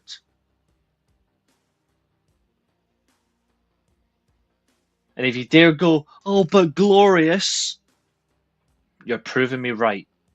If you bring up as an argument, but glorious, you prove my point.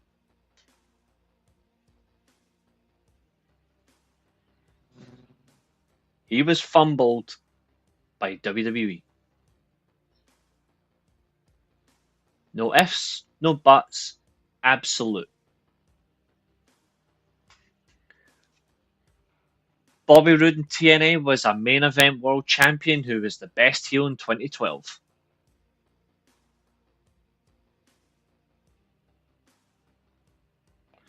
Because to them, Zodiac, it's only if you're in WWE it's considered the big leagues, when quite frankly, if you're at a major promotion, you're in the big league. Like, plain and simple. Like, if you're in a major company, you're in the big leagues. That's like saying, "Oh, I'm going to pro wrestling Noah," but you're not in the big leagues because you're not in New Japan. That's bullshit. Like, if you're in Progress or Evolve, if you're in GCW, if you're in OVW, if you're at those companies, respectfully, you're not in the major leagues. You're not in the big leagues because they are indie promotions. And that's not an insult to them. They are indie promotions, right? The NWA may not be what it once was, but the NWA is still a major promotion. TNA, despite all the bollocks around it, is a major. AEW is a major. Pro Wrestling Noah is a major. Stardom is a major. New Japan, for all the bollocks going on with them in Gedo right now, is a major. WWE is completely mental right now with their booking. Is a major. If you're on the indie scene,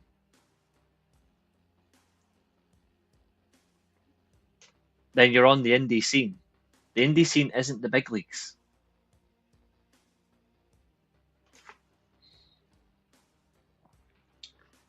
Tell me when I'm telling lies.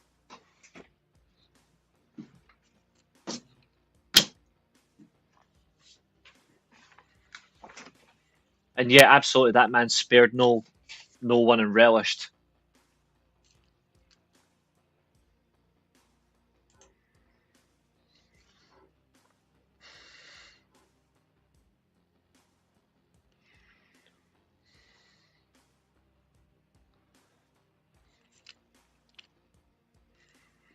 So you're saying WWE is far number one. Okay.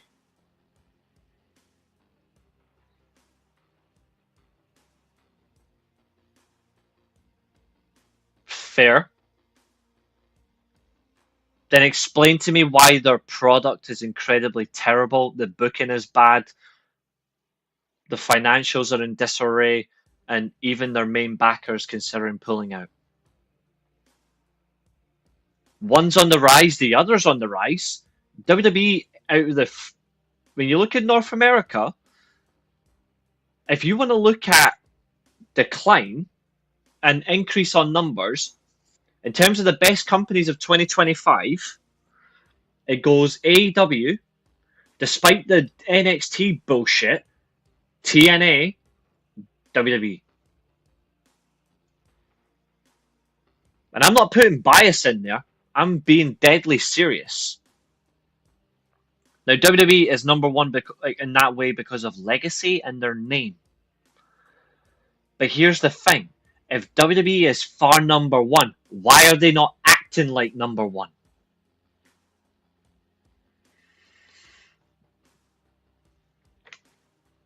I'm actually asking you guys that question.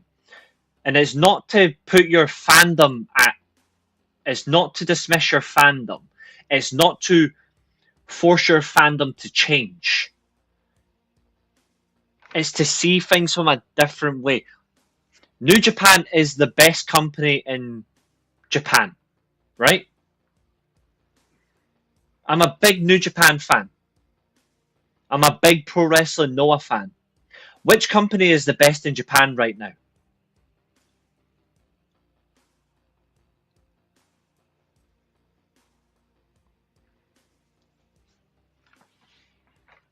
Which company is the best in Japan right now?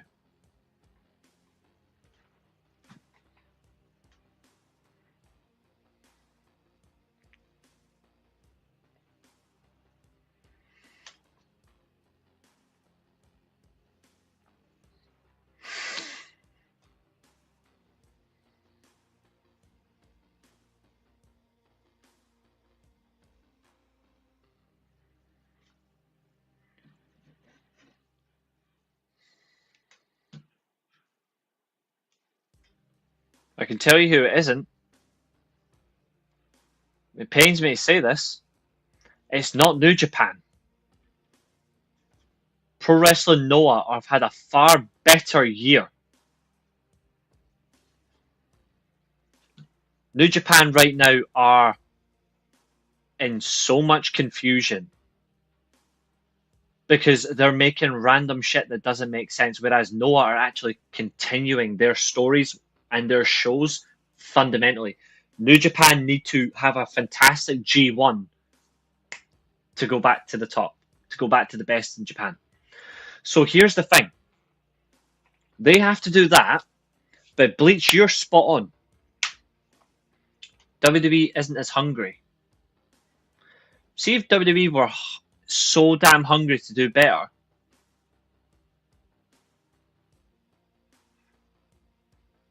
TKO. They're contemplating shit.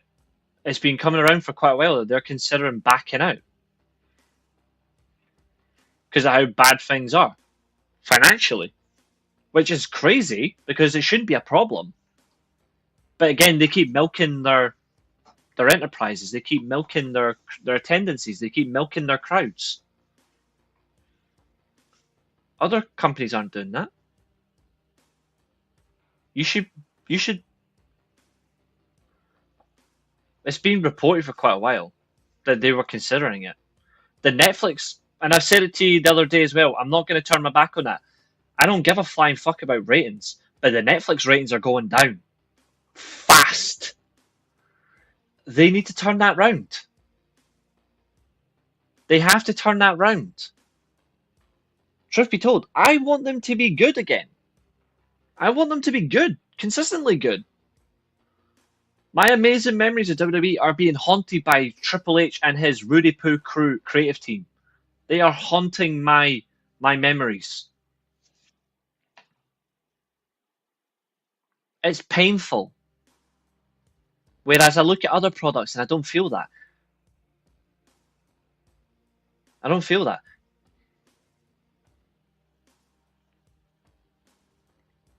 Yeah, they are for a week, I know. But even for that, they're still going down by over 1 million. They have declined so much. And it's not right. Like, it's not right because you would want to see more, but nobody wants to care as much. I said it not too long ago. I said it not too long ago, and you can cry about this all you want. WWE going to Netflix, all well and good. AEW going to Amazon Prime, all well and good. Pro wrestling is not in a fucking boom period. You want to believe that? Get your heads out of your arses. This is not a boom period. It's good to watch pro wrestling. Yes, it fucking is. I love pro wrestling. But I will not sit here on a stream and say, boom period, this is what it is. No, it fucking isn't. If it was a fucking boom period, WWE would have, well, considering the amount of countries they love to say they're advertised in, WWE would be watched worldwide by, let's see, they want to say 147 countries. Say, give or take, all them total together. If you total all that, India, the UK, America, Europe, to 1 billion?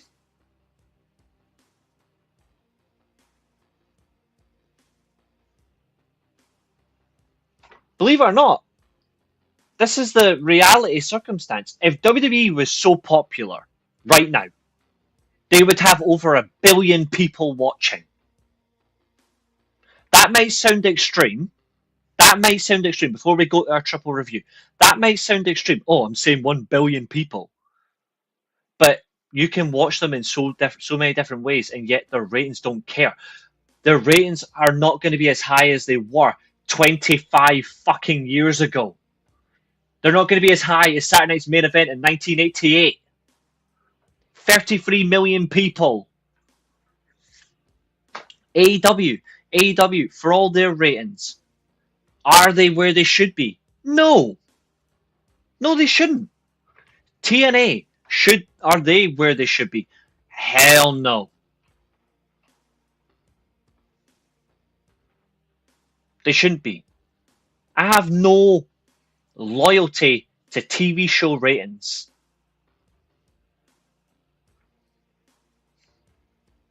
I'm loyal to the business that I've watched for so many bloody years. Over 2.5 decades, I've watched pro wrestling. Highs, lows, entertainment, fucking incredible, fun to enjoy, the lot. But you cannot say to me this is a boom period. You can say it's fun to watch. If you see what you're watching and you enjoy it, fucking praise that shit to the moon. If your arse can reach that high. But don't tell me this is a boom period, because it's not. I apologize for raising my voice. I don't think I could beat a 97 Stone Cold in a fight, but I know I could hold my own against a Seth Rollins. My back is worse than Seth Rollins' back claimed to be last year. I'd choke him out. I mean, it would be funny, but yeah. They are afraid to get dirty. See if, and this is why you said something that stands out very important, and I actually appreciate it, and I think everybody should know it. If WWE got so incensed with their product and they really put as much investment creatively as they do the money they make, or so they say they make, the word competition would never exist in pro wrestling again. If they really cared to all types of fans, they put that much investment in,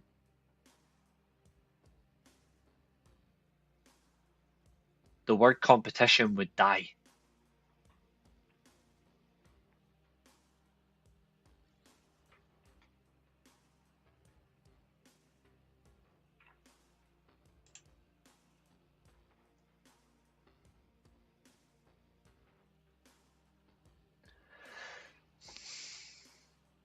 You sure about that?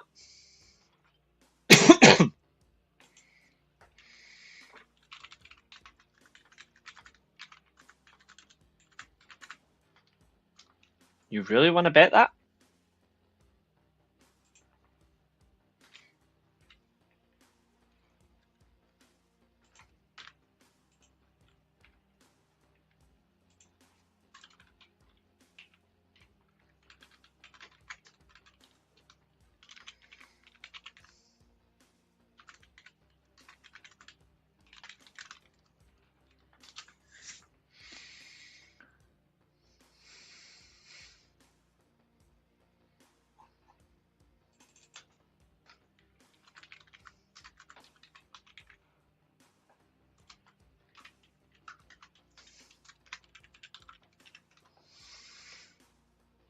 Mm-hmm.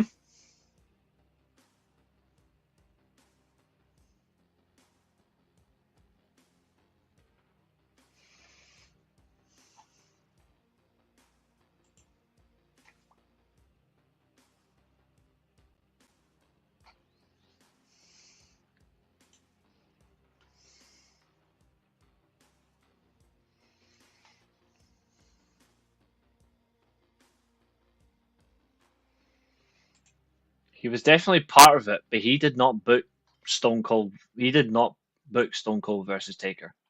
But he was definitely part of it. But here's the thing: partly responsible for the boom period. Some of it, but then he tried to sabotage it with the worst idea of the 90s.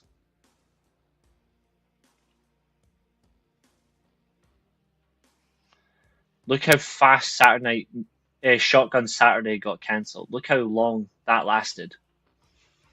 It lasted as long as Vince Russo's promos.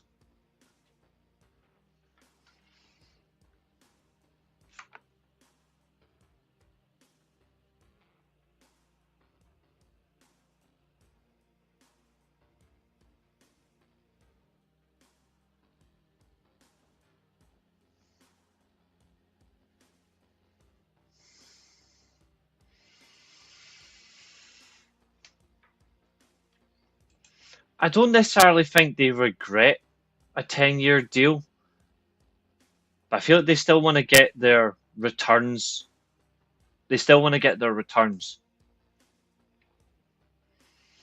hmm I mean, he literally named a faction after that word.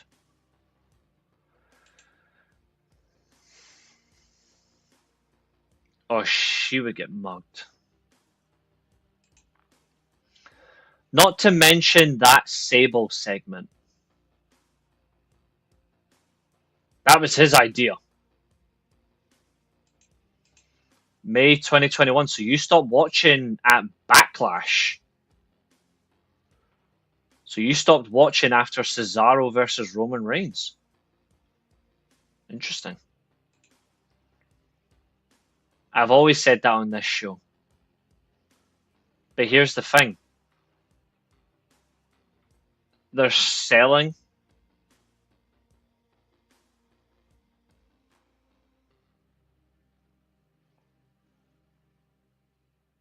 They're selling and then there's painfully selling. Some of it was good, some of it was horrible. Like that Kai and Tai segment, that should never have happened on TV. That should never have happened. But yes, so can we finally start moving on to what really matters, professional wrestling? So, ladies and gentlemen, do you want to do Ring of Honor first, Collision, or TNA?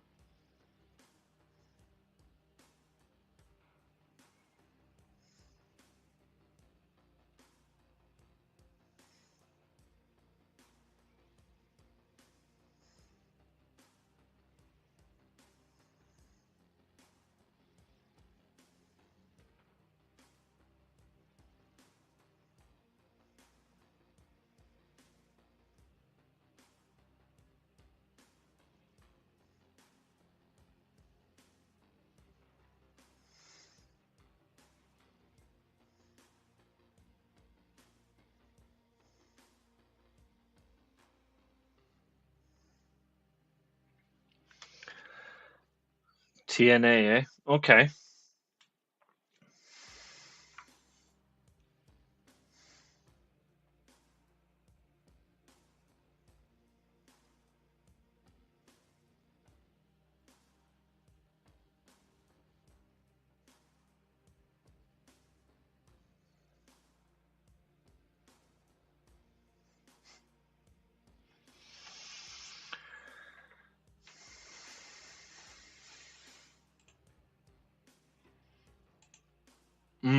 Yeah.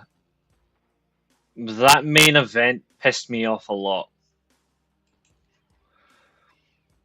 TNA. Okay then. I guess we can start with TNA. I'm fine with that.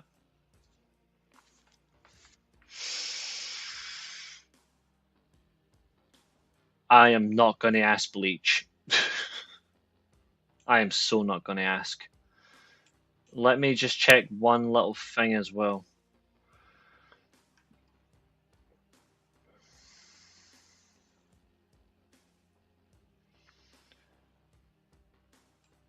Not to mention, Vince Russo in 2025 wouldn't even sell more than... He wouldn't get a lot in today's market anyway, because he would just fail. He would fail spectacularly. Okay. If you want to talk about his spicy dreams, do it in your own time. Add each other on social media.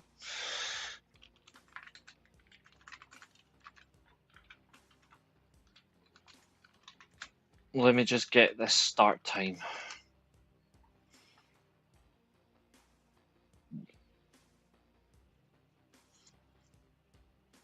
Oh, is it?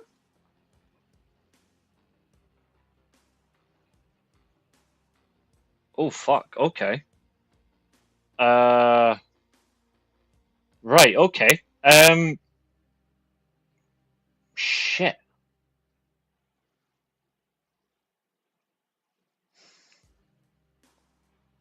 Okay. Let's do this now because Supercard of Honor starts at fucking 1 hour from now. So we have 3 shows to do. And we've been live for 2 hours, 20 minutes already. So let's get through this. This is the not go home show, that's next week, but this is the prelude show for Slammiversary.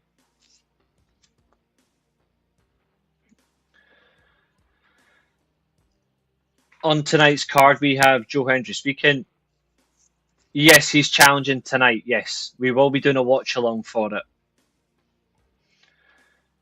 We have tag team action. We have Indy Hartwell on the show. We have the international title. We have Cedric Alexander. And we've got the Clown Crew versus Harley Hudson and Miley Grace, which starts the show. Plain and simple, when it comes to the Elegance group, they're a sack of shit. They've got no redeeming quality. They can't wrestle. I don't care. They bring nothing to this program.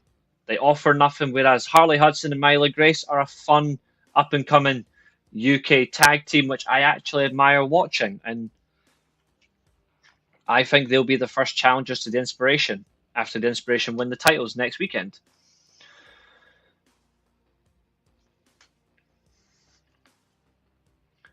Now, the match does obviously conclude with the Elegance brand winning the match with the shitty version of the Swanton Bomb. God almighty, that was horrible. Like, really horrible. Good performance from Mila and Harley. They're developing really well for young talents. So I'm glad to see them pushing themselves on. And they're pushing themselves in the right direction. I'm really impressed with that. Backstage for the first time tonight, which is okay. Gia Miller is with the Hardys and the Rascals, who are preparing for the Fatal 4-Way ladder match next weekend. They're in action on the show. in an 8-man tag match, which, again, I like that. I like the fact they're all talking about their goals, preparing for the matches, and we're going to get something out of this. I think that match is going to be. I think I had hoped the Rascals win, but I think my prediction may change now.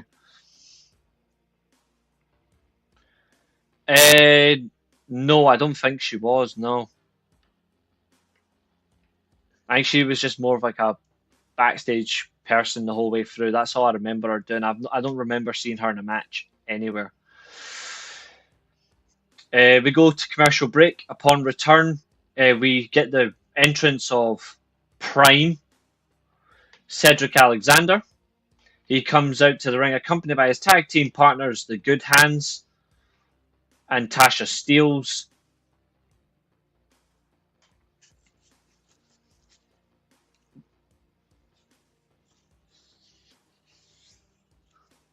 This one didn't make any sense because the opponents are the representation of Mustafa Ali, his Secret Service detail. Mustafa Ali does come out in a suit again. That man really knows how to pull off a suit.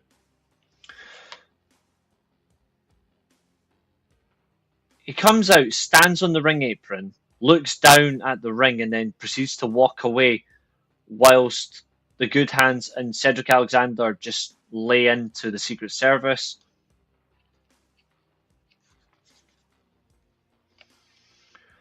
So I like the angle because of what they're doing, but I just don't like the fact they've took away the faction.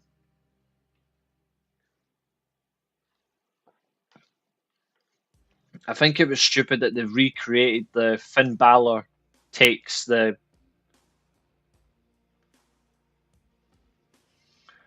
They've basically done Finn Balor replaces Copeland in the Judgment Day. That's what they've done with this. Mustafa Ali's kicked out of his own faction for Cedric Alexander, which I didn't like. You get rid of this original faction quicker than the Judgment Day, and they're still going, and they're horse shit. It's just really crap. But yeah, I didn't like that they've rushed it.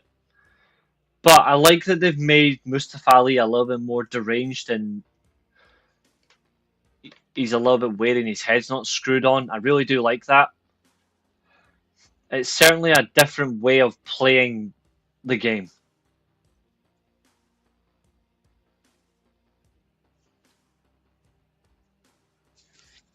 Definitely a WWE decision, I agree. The way it's acting, I agree. Alexander and the Good Hands win the match.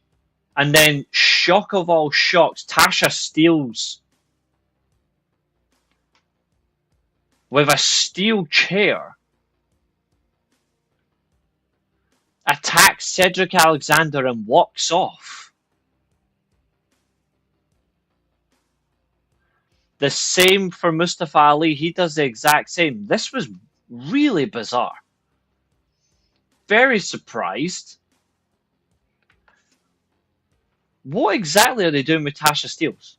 Like, who's she meant to be siding with? Like, who is she meant to be with now? Is she back on her own? You tear apart the faction to get rid of Mustafa Ali by bringing in Cedric Alexander. Now you turn on Cedric. This didn't make any sense. I don't know. I don't understand this.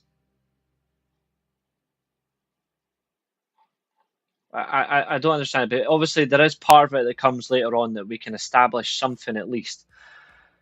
We go to break again. I like Tasha Steelz as part of a group, but I want her to be a more prominent part of a group. I've always liked Tasha Steelz. Commercial break once again.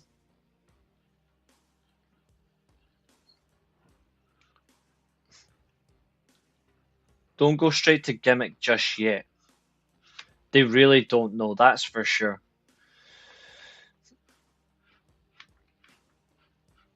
We go to commercial break. Come back to Knockouts tag team action. Li Ying Lee and Masha Slamovich versus JC Jane and Fallon Henley, who is... I don't understand why she's still in pro wrestling, I'm sorry.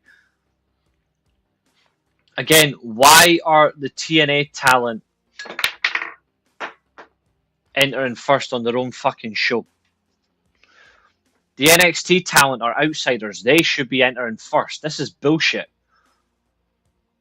Like, this is absolute bullshit. I'm sorry. I used to watch NXT a lot. I've never seen Fallon Henley be that good, honestly. But then again, the woman she used to work with, I think she's dreadful. That lassie went to WWE with a handbag. The match starts with JC Jane and Li Yang Li in the ring. Li Yang Li very aggressive with her swift kicks. Again, Li Yang Li is an excellent striker, but she doesn't really do enough to get any further. Nah, I'm alright. I don't intend to. I don't watch NXT anymore. I'm actually quite happy by that, to be honest.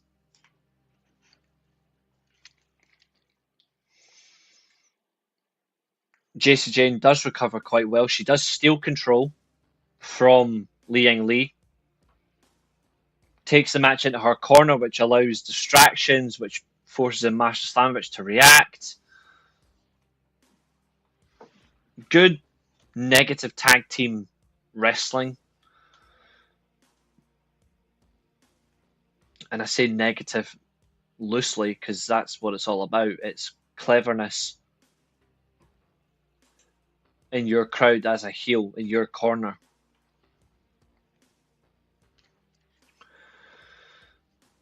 We go to a mid-match commercial break. JC Jane and Fallon Henley are in control. Li Yang Li cannot tag out. She is left and right. She's being butchered. And we come back from the break and they're still in control. This is a full heel control.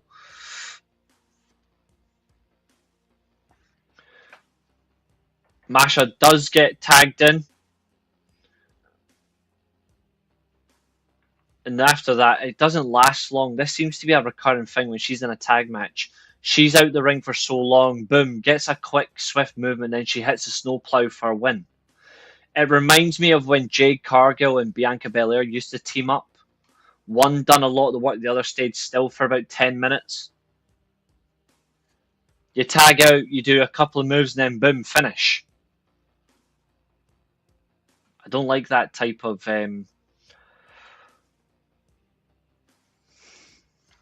I don't like that type of match structure. The only time I liked that was when Andre teamed with Haku, because Andre physically just couldn't go anymore.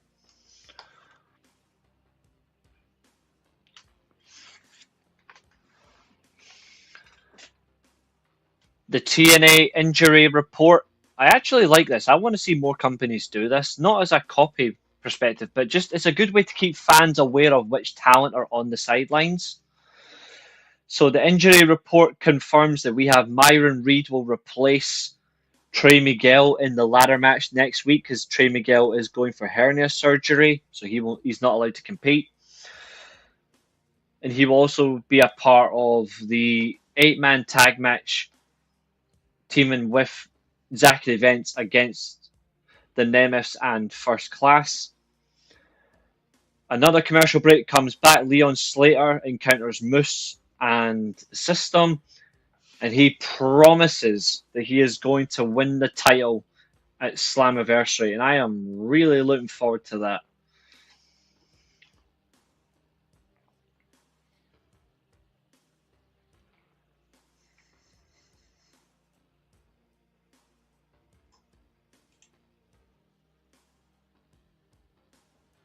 I think she's horrible. Personally, I think she's horrible, but I don't know where Kiana James is. They can't right now, but the way things are going, they're going to. Soon. Back in the Impact Zone, we get an early brawl in between the 2/3 of the triple threat match for the international title. Mance Warner and Jake something brawling before the champion comes out. 100%. No, they left TNA years ago. They left a long time ago.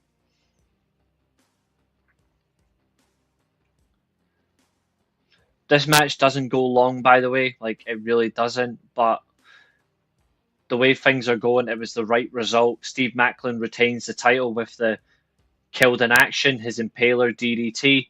Steve Macklin right now is the one true champion. It's quite short, but it is actually a decent one because at least you get to see them torturing themselves. I think they're building up to Mance Warner getting one-on-one with Jake something. I don't know if they're going to actually have a lot. That there's an element to enjoy overall, but Steve Macklin definitely deserves better. But it's decent. It's decent. I didn't hate it. I absolutely did not hate it. That's for sure. Tasha Steelz, back to her. She's in the parking lot.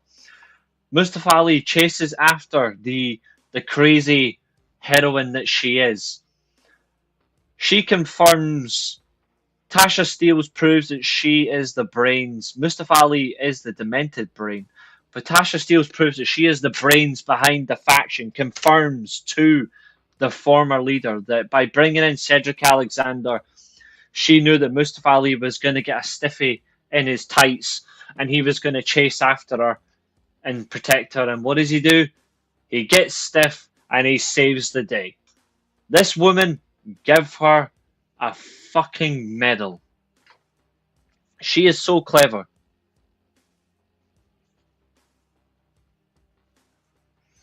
At Slammiversary,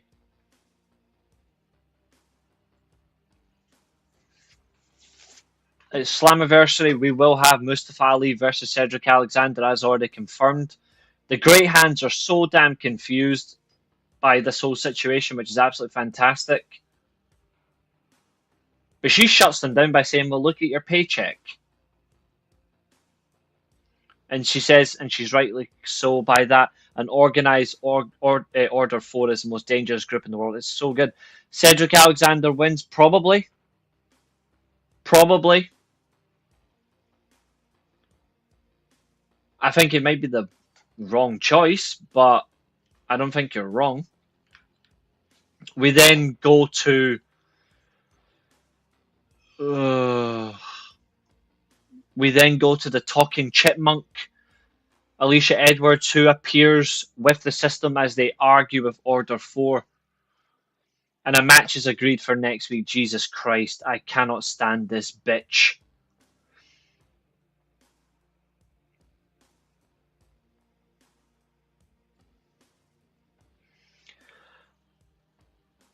I cannot believe I have to say this, but we got a fucking vignette from Fourth Rope, which is led by Enzo Amore.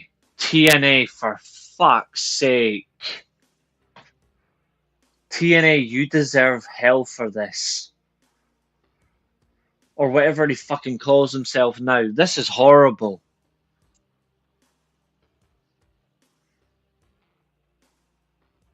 This is pain.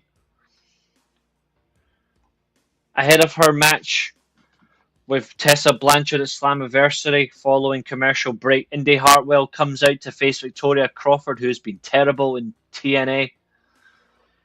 Indy Hartwell, she wins this easily.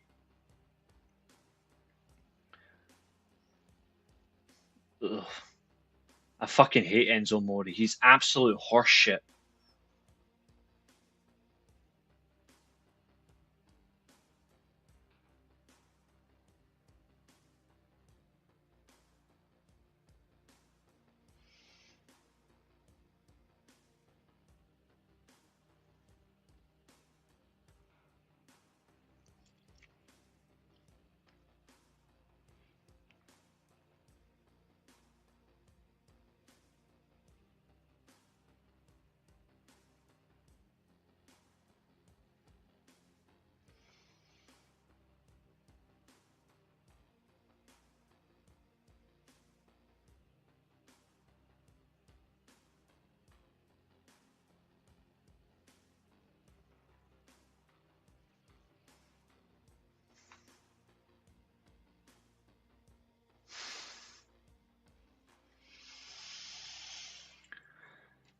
Blanchard vows to beat Indy Hartwell. She does say that after Indy does actually just get up and leave. Like, Indy wins her match and just fucks off. And then Blanchard vows to beat her, which is understandable. Joe Hendry has a sit down. Cool. The hometown man thing needs to die. This is not even funny anymore. Well, actually, it was never funny to begin with. And the main event, well, whatever. Like, Trick Williams appears. This guy better hurry up and lose his belt to Santana. And the 8-man tag is a decent main event. It's a decent main event. I've got not much to say about it. I mean, all eight members of the respective teams, all 8 men actually, have fun. They get what they can, but there's nothing really special. In terms of outstanding performer, there isn't a lot. Joe Hendry does make the save. Mike Santana gets involved. Classic TNA. Next week is the big one. If next week is the go home show for Slammiversary, I want to see them put some effort in. I really want them to go guns blazing. Next week you've got Sami Callihan versus Moose, Danny Luna versus Tessa Blanchard, the System versus Order 4, and Joe Hendry and Mike Santana versus Kazarian and Trick Williams. Not a bad show. Not a bad show. Ring of Honor. I'll do them next, and then we'll conclude with Collision. Then after that, I'm going to take a short break. Actually, I'm going to need to do that, actually. Whilst I'm talking, hold on.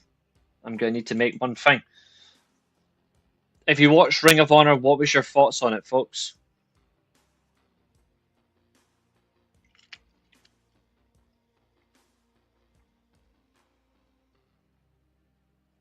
Whilst I quickly draft up something I need to do.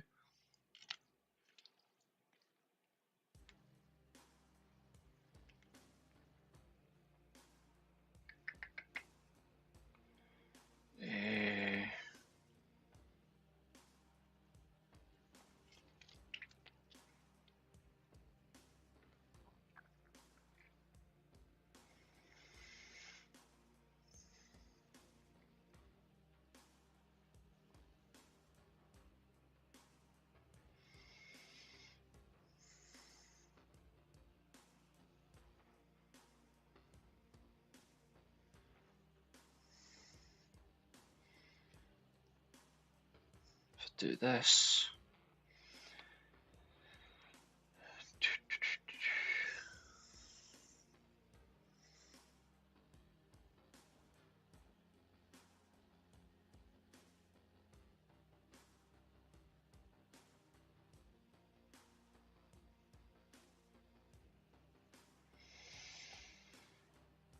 Fair enough.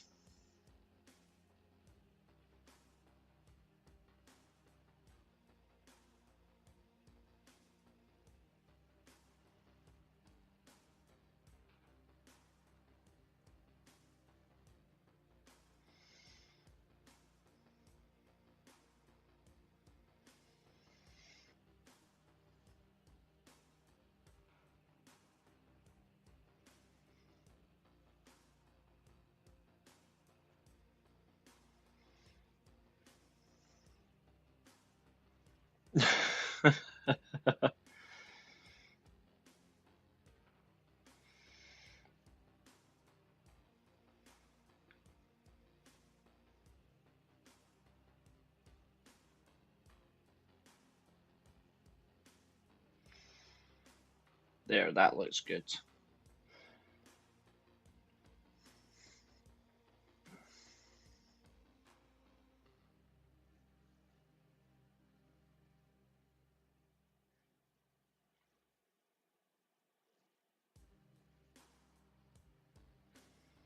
I think you guys are going to like this.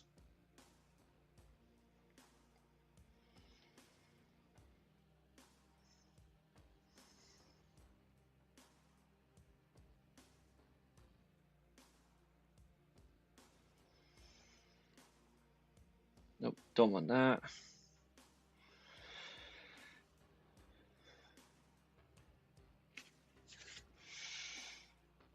Oh, see, now I've made that look exquisite.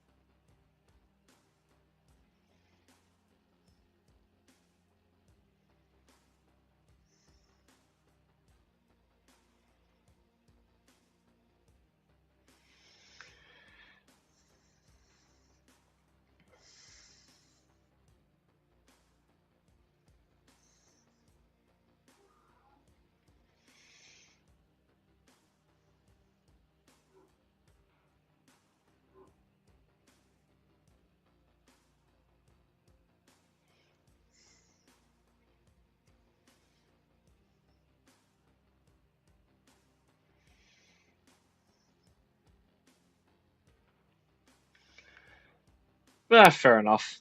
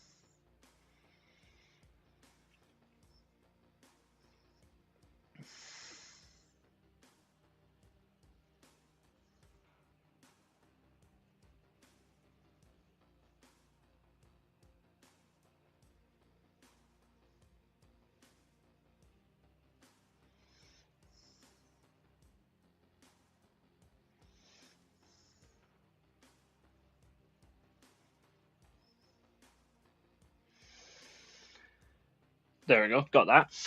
What I was basically doing was getting our supercard thumbnail, which I've now got. And I really like it. But yes, so Ring of Honor does begin. This is a heavy tag team show, to be honest. It's Atlantis and Atlantis Junior versus Spanish Announce Project. Again, fun tag match all round. Angelico was my standout here. Like he has come into a world of his own. I'm really impressed by him in recent months. I praised him last week. I praised him again. Tag match wise, it was just a complete barnacle brawl. They absolutely went crazy for each other. But Atlantis and Atlantis Junior does win with the frog splash. I actually appreciate the time and effort they're giving us right now for these guys. Really well done. I thought it was exciting, fast. and they were working for it, and I was really impressed. Let me just upload this.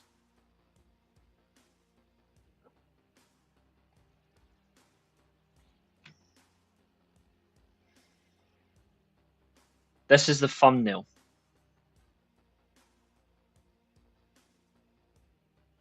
Actually, hold on. That's not it.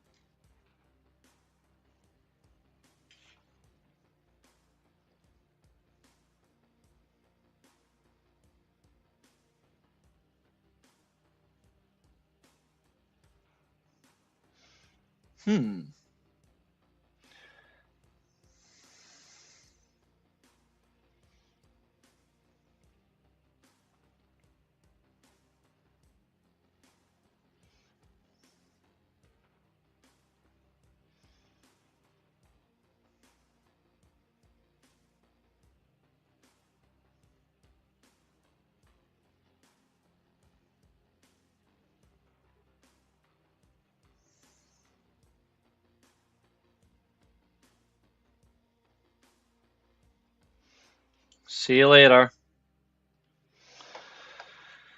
Let me turn that off for 1 second.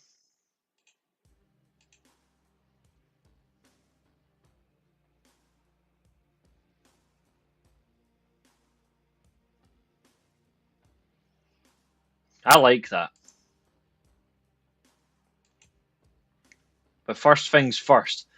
Adam Priest versus Aaron Solo. Not a typical match I would praise for or get raving about, but technical wrestling wise, these guys give Lee Moriarty an interesting competition coming up soon for who could be opponents for him in the pure division. I really liked this match. This was really, really good. And I like even more that Priest won it with a half crab submission. After suplexes inside the ring, outside the ring, neck breakers, the lot, it was so damn good. I really enjoyed it. I really enjoyed that. What I didn't enjoy, of course, was the frat house pledges versus the Dark Order, because this is absolutely horseshit. The Dark Order, by the way, will face Frat House tonight. Fucking give me strength. The women's match on the card. Sadly, we don't have the pure women's title tournament tonight, which is actually a bit of a shame.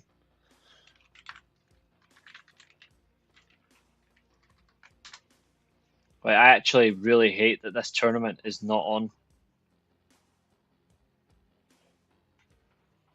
We do have 9 matches, by the way, 1 pre-show match. We'll come to that, don't worry. But there's a lot on tonight that we're going to discuss. But Deonna Purrazzo, of course, technical wrestling excellence. Rachel Ellering's a good technical wrestler. This is a good match. We get the one and only rope break at 3 minutes 19. And then with 3 minutes remaining, with the Venus flytrap, the arm bar, we get a win from Deonna Purrazzo. All in all, fun match. Put her in a fucking title scene, for God's sake. If not, what's the point? And then the main event, in preparation for the tag team titles, Grizzled Young Veterans should be competing for the AEW World Tag Team titles, for God's sake. They're not even on the tag team rules. They're not even on the tag team scene for the main card, but the win is Grizzled Young Veterans. Really liked it. It was an absolute violent path.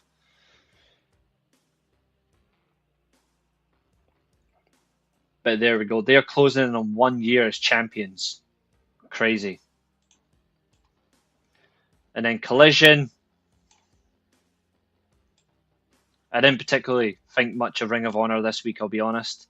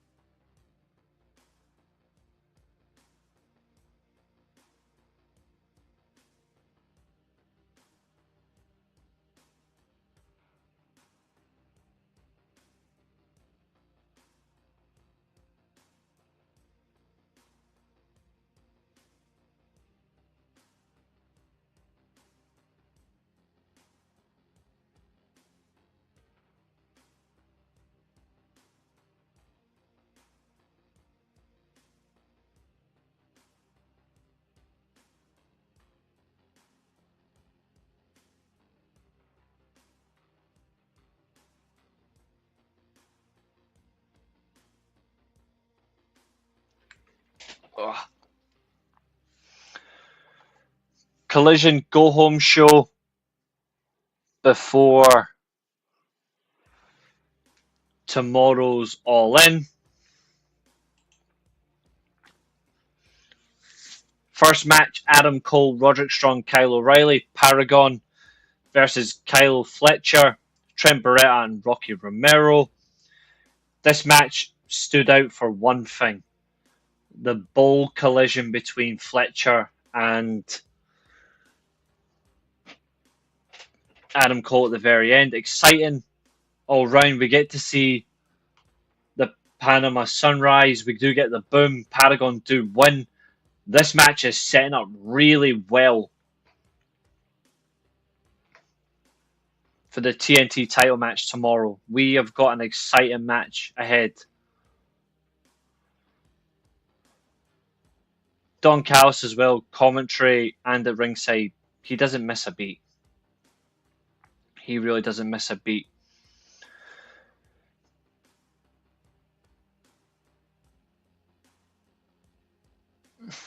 Because Daniel Garcia is awful, and Daniel Garcia deserves to be punished. Mystico returning to TNA action for the first time since Grand Slam Mexico. He's in action against Beast Mortos. Oh yeah, I love that. I love that. Beast Mortos with a new mask. Really loving his presentation, his look. This guy is basically made Luchasaurus non-existent when it comes to cool AEW masked wrestlers now. From the masked wrestlers they have. Because Penta's no longer there, sadly. Beast Mortos tries to enforce a fast pace on Mystico. It goes horribly wrong. He gets caught by several Hurricane Ranas, several splashes, the drop kick, high angle. Even on the outside, it takes two suicide dive flying headbutts to knock the man to the ground. Beast Mortos just cannot keep up, which is for a height and power advantage. He struggles with the veteran here. Mystico, former, if you guys know him as Sin Cara, he mugged him. He mugged him completely. There's no coming back from how he took this match. Really enjoy watching Mystico. I like watching Beast Mortos. He's not a typical luchador. Harley Cameron, it's been a little while since she's been seen in any shape or form. She's seen in a commercial. Scorpio Sky gets a video package. It's been a while since we've seen Scorpio Sky. He's with Top Flight and Christopher Daniels. But it's good to see that Mystico has saved his career after the horror that he was in for quite a while. I like this match. It was fun. Again, it was tag team heavy 8-man tag matches. This is becoming quite a thing right now. FTR and the Patriarchy versus the Outrunners and Jet Speed.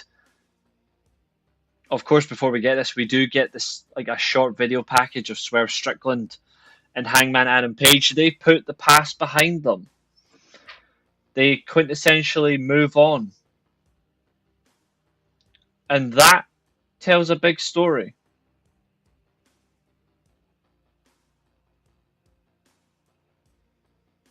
What?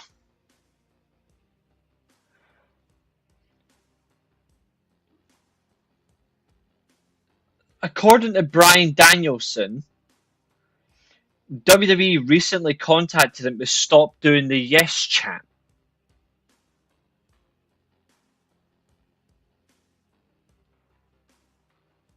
Oh my god, they are mental.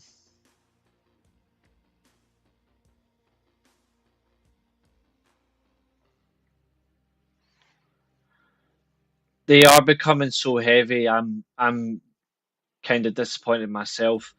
John Moxley's promo as well before we get to the 8-man tag. Him and Marina Shafir absolutely butchered Hangman here.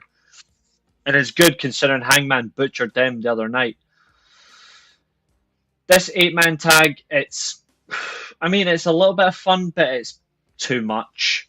We could have had the Patriarchy or FTR versus Jet Speed here. They are so petty. They are so fucking petty. Yes, they will. It'll set up Cage and Copeland as a tag team. Mark Briscoe, his promo on MJF, wonderful. Loved it. What was an even better match, and it was the best match on the bloody show. I'm skipping the Costco bollocks. I'm sorry. I do not give a flying fuck about that big boom chubby clown. Him and his stupid son need to be kicked out of AEW. Gabe Kidd versus Katsuyori Shibata. Holy shit.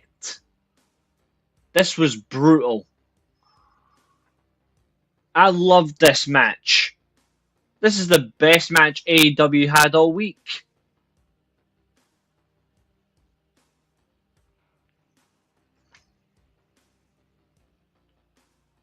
Seriously.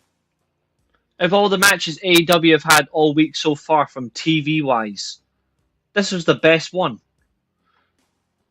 This had so much to it that you couldn't miss a beat.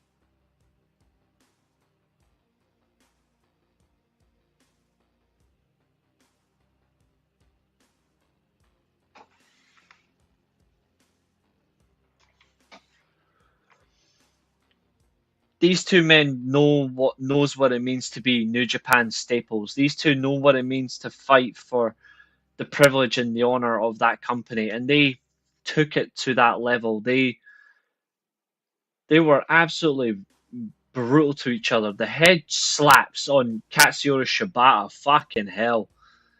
That really summed it up. These two men did not care. I loved it. Now Wheeler Yuta does get involved. Gabe Kidd hits a pile driver following a low blow. But let this carry on into New Japan somehow. Let them do it some way, somehow. I want it to happen.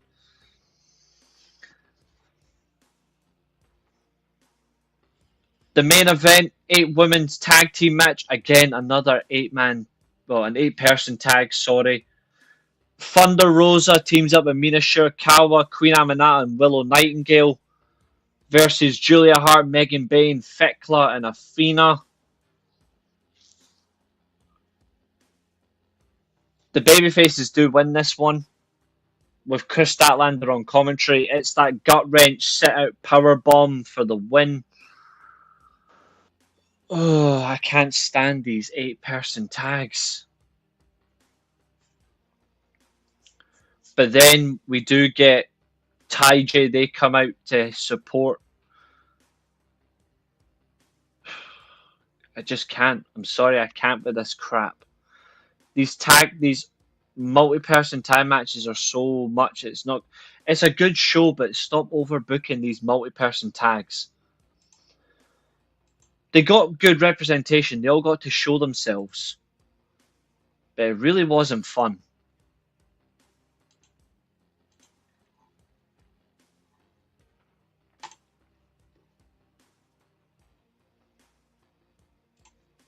Like, I'm not going to praise constant multi-person tags. I'm sorry, I won't. But what I will say is they're not being boring, at least.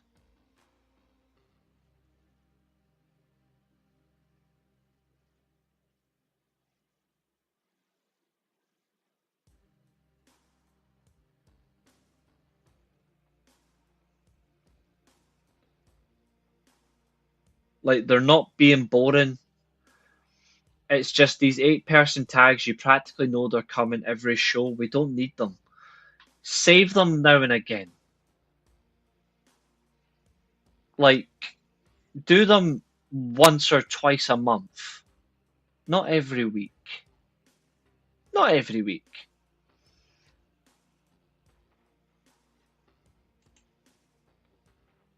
I really hope not. I really hope not. The fact he's there now just makes me sick. I don't know what we're going to expect from him, but we'll see. Ladies and gentlemen, I'm going to take... Yeah, I like... That's what matters. Ladies and gentlemen, I'm going to take a 20-minute break.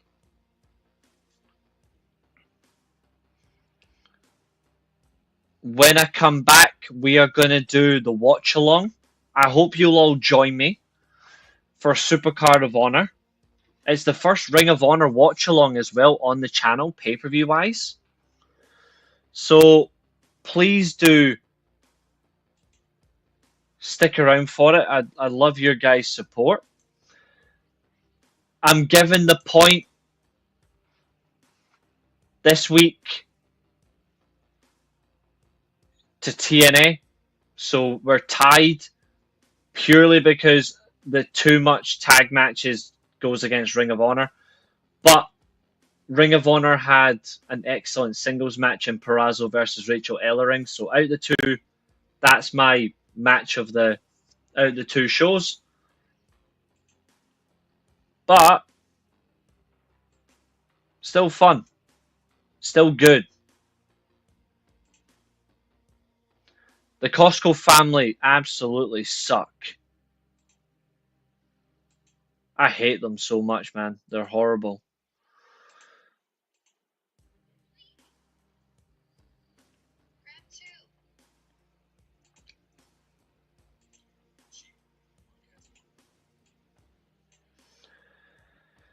But yes, I'm going to take a short break.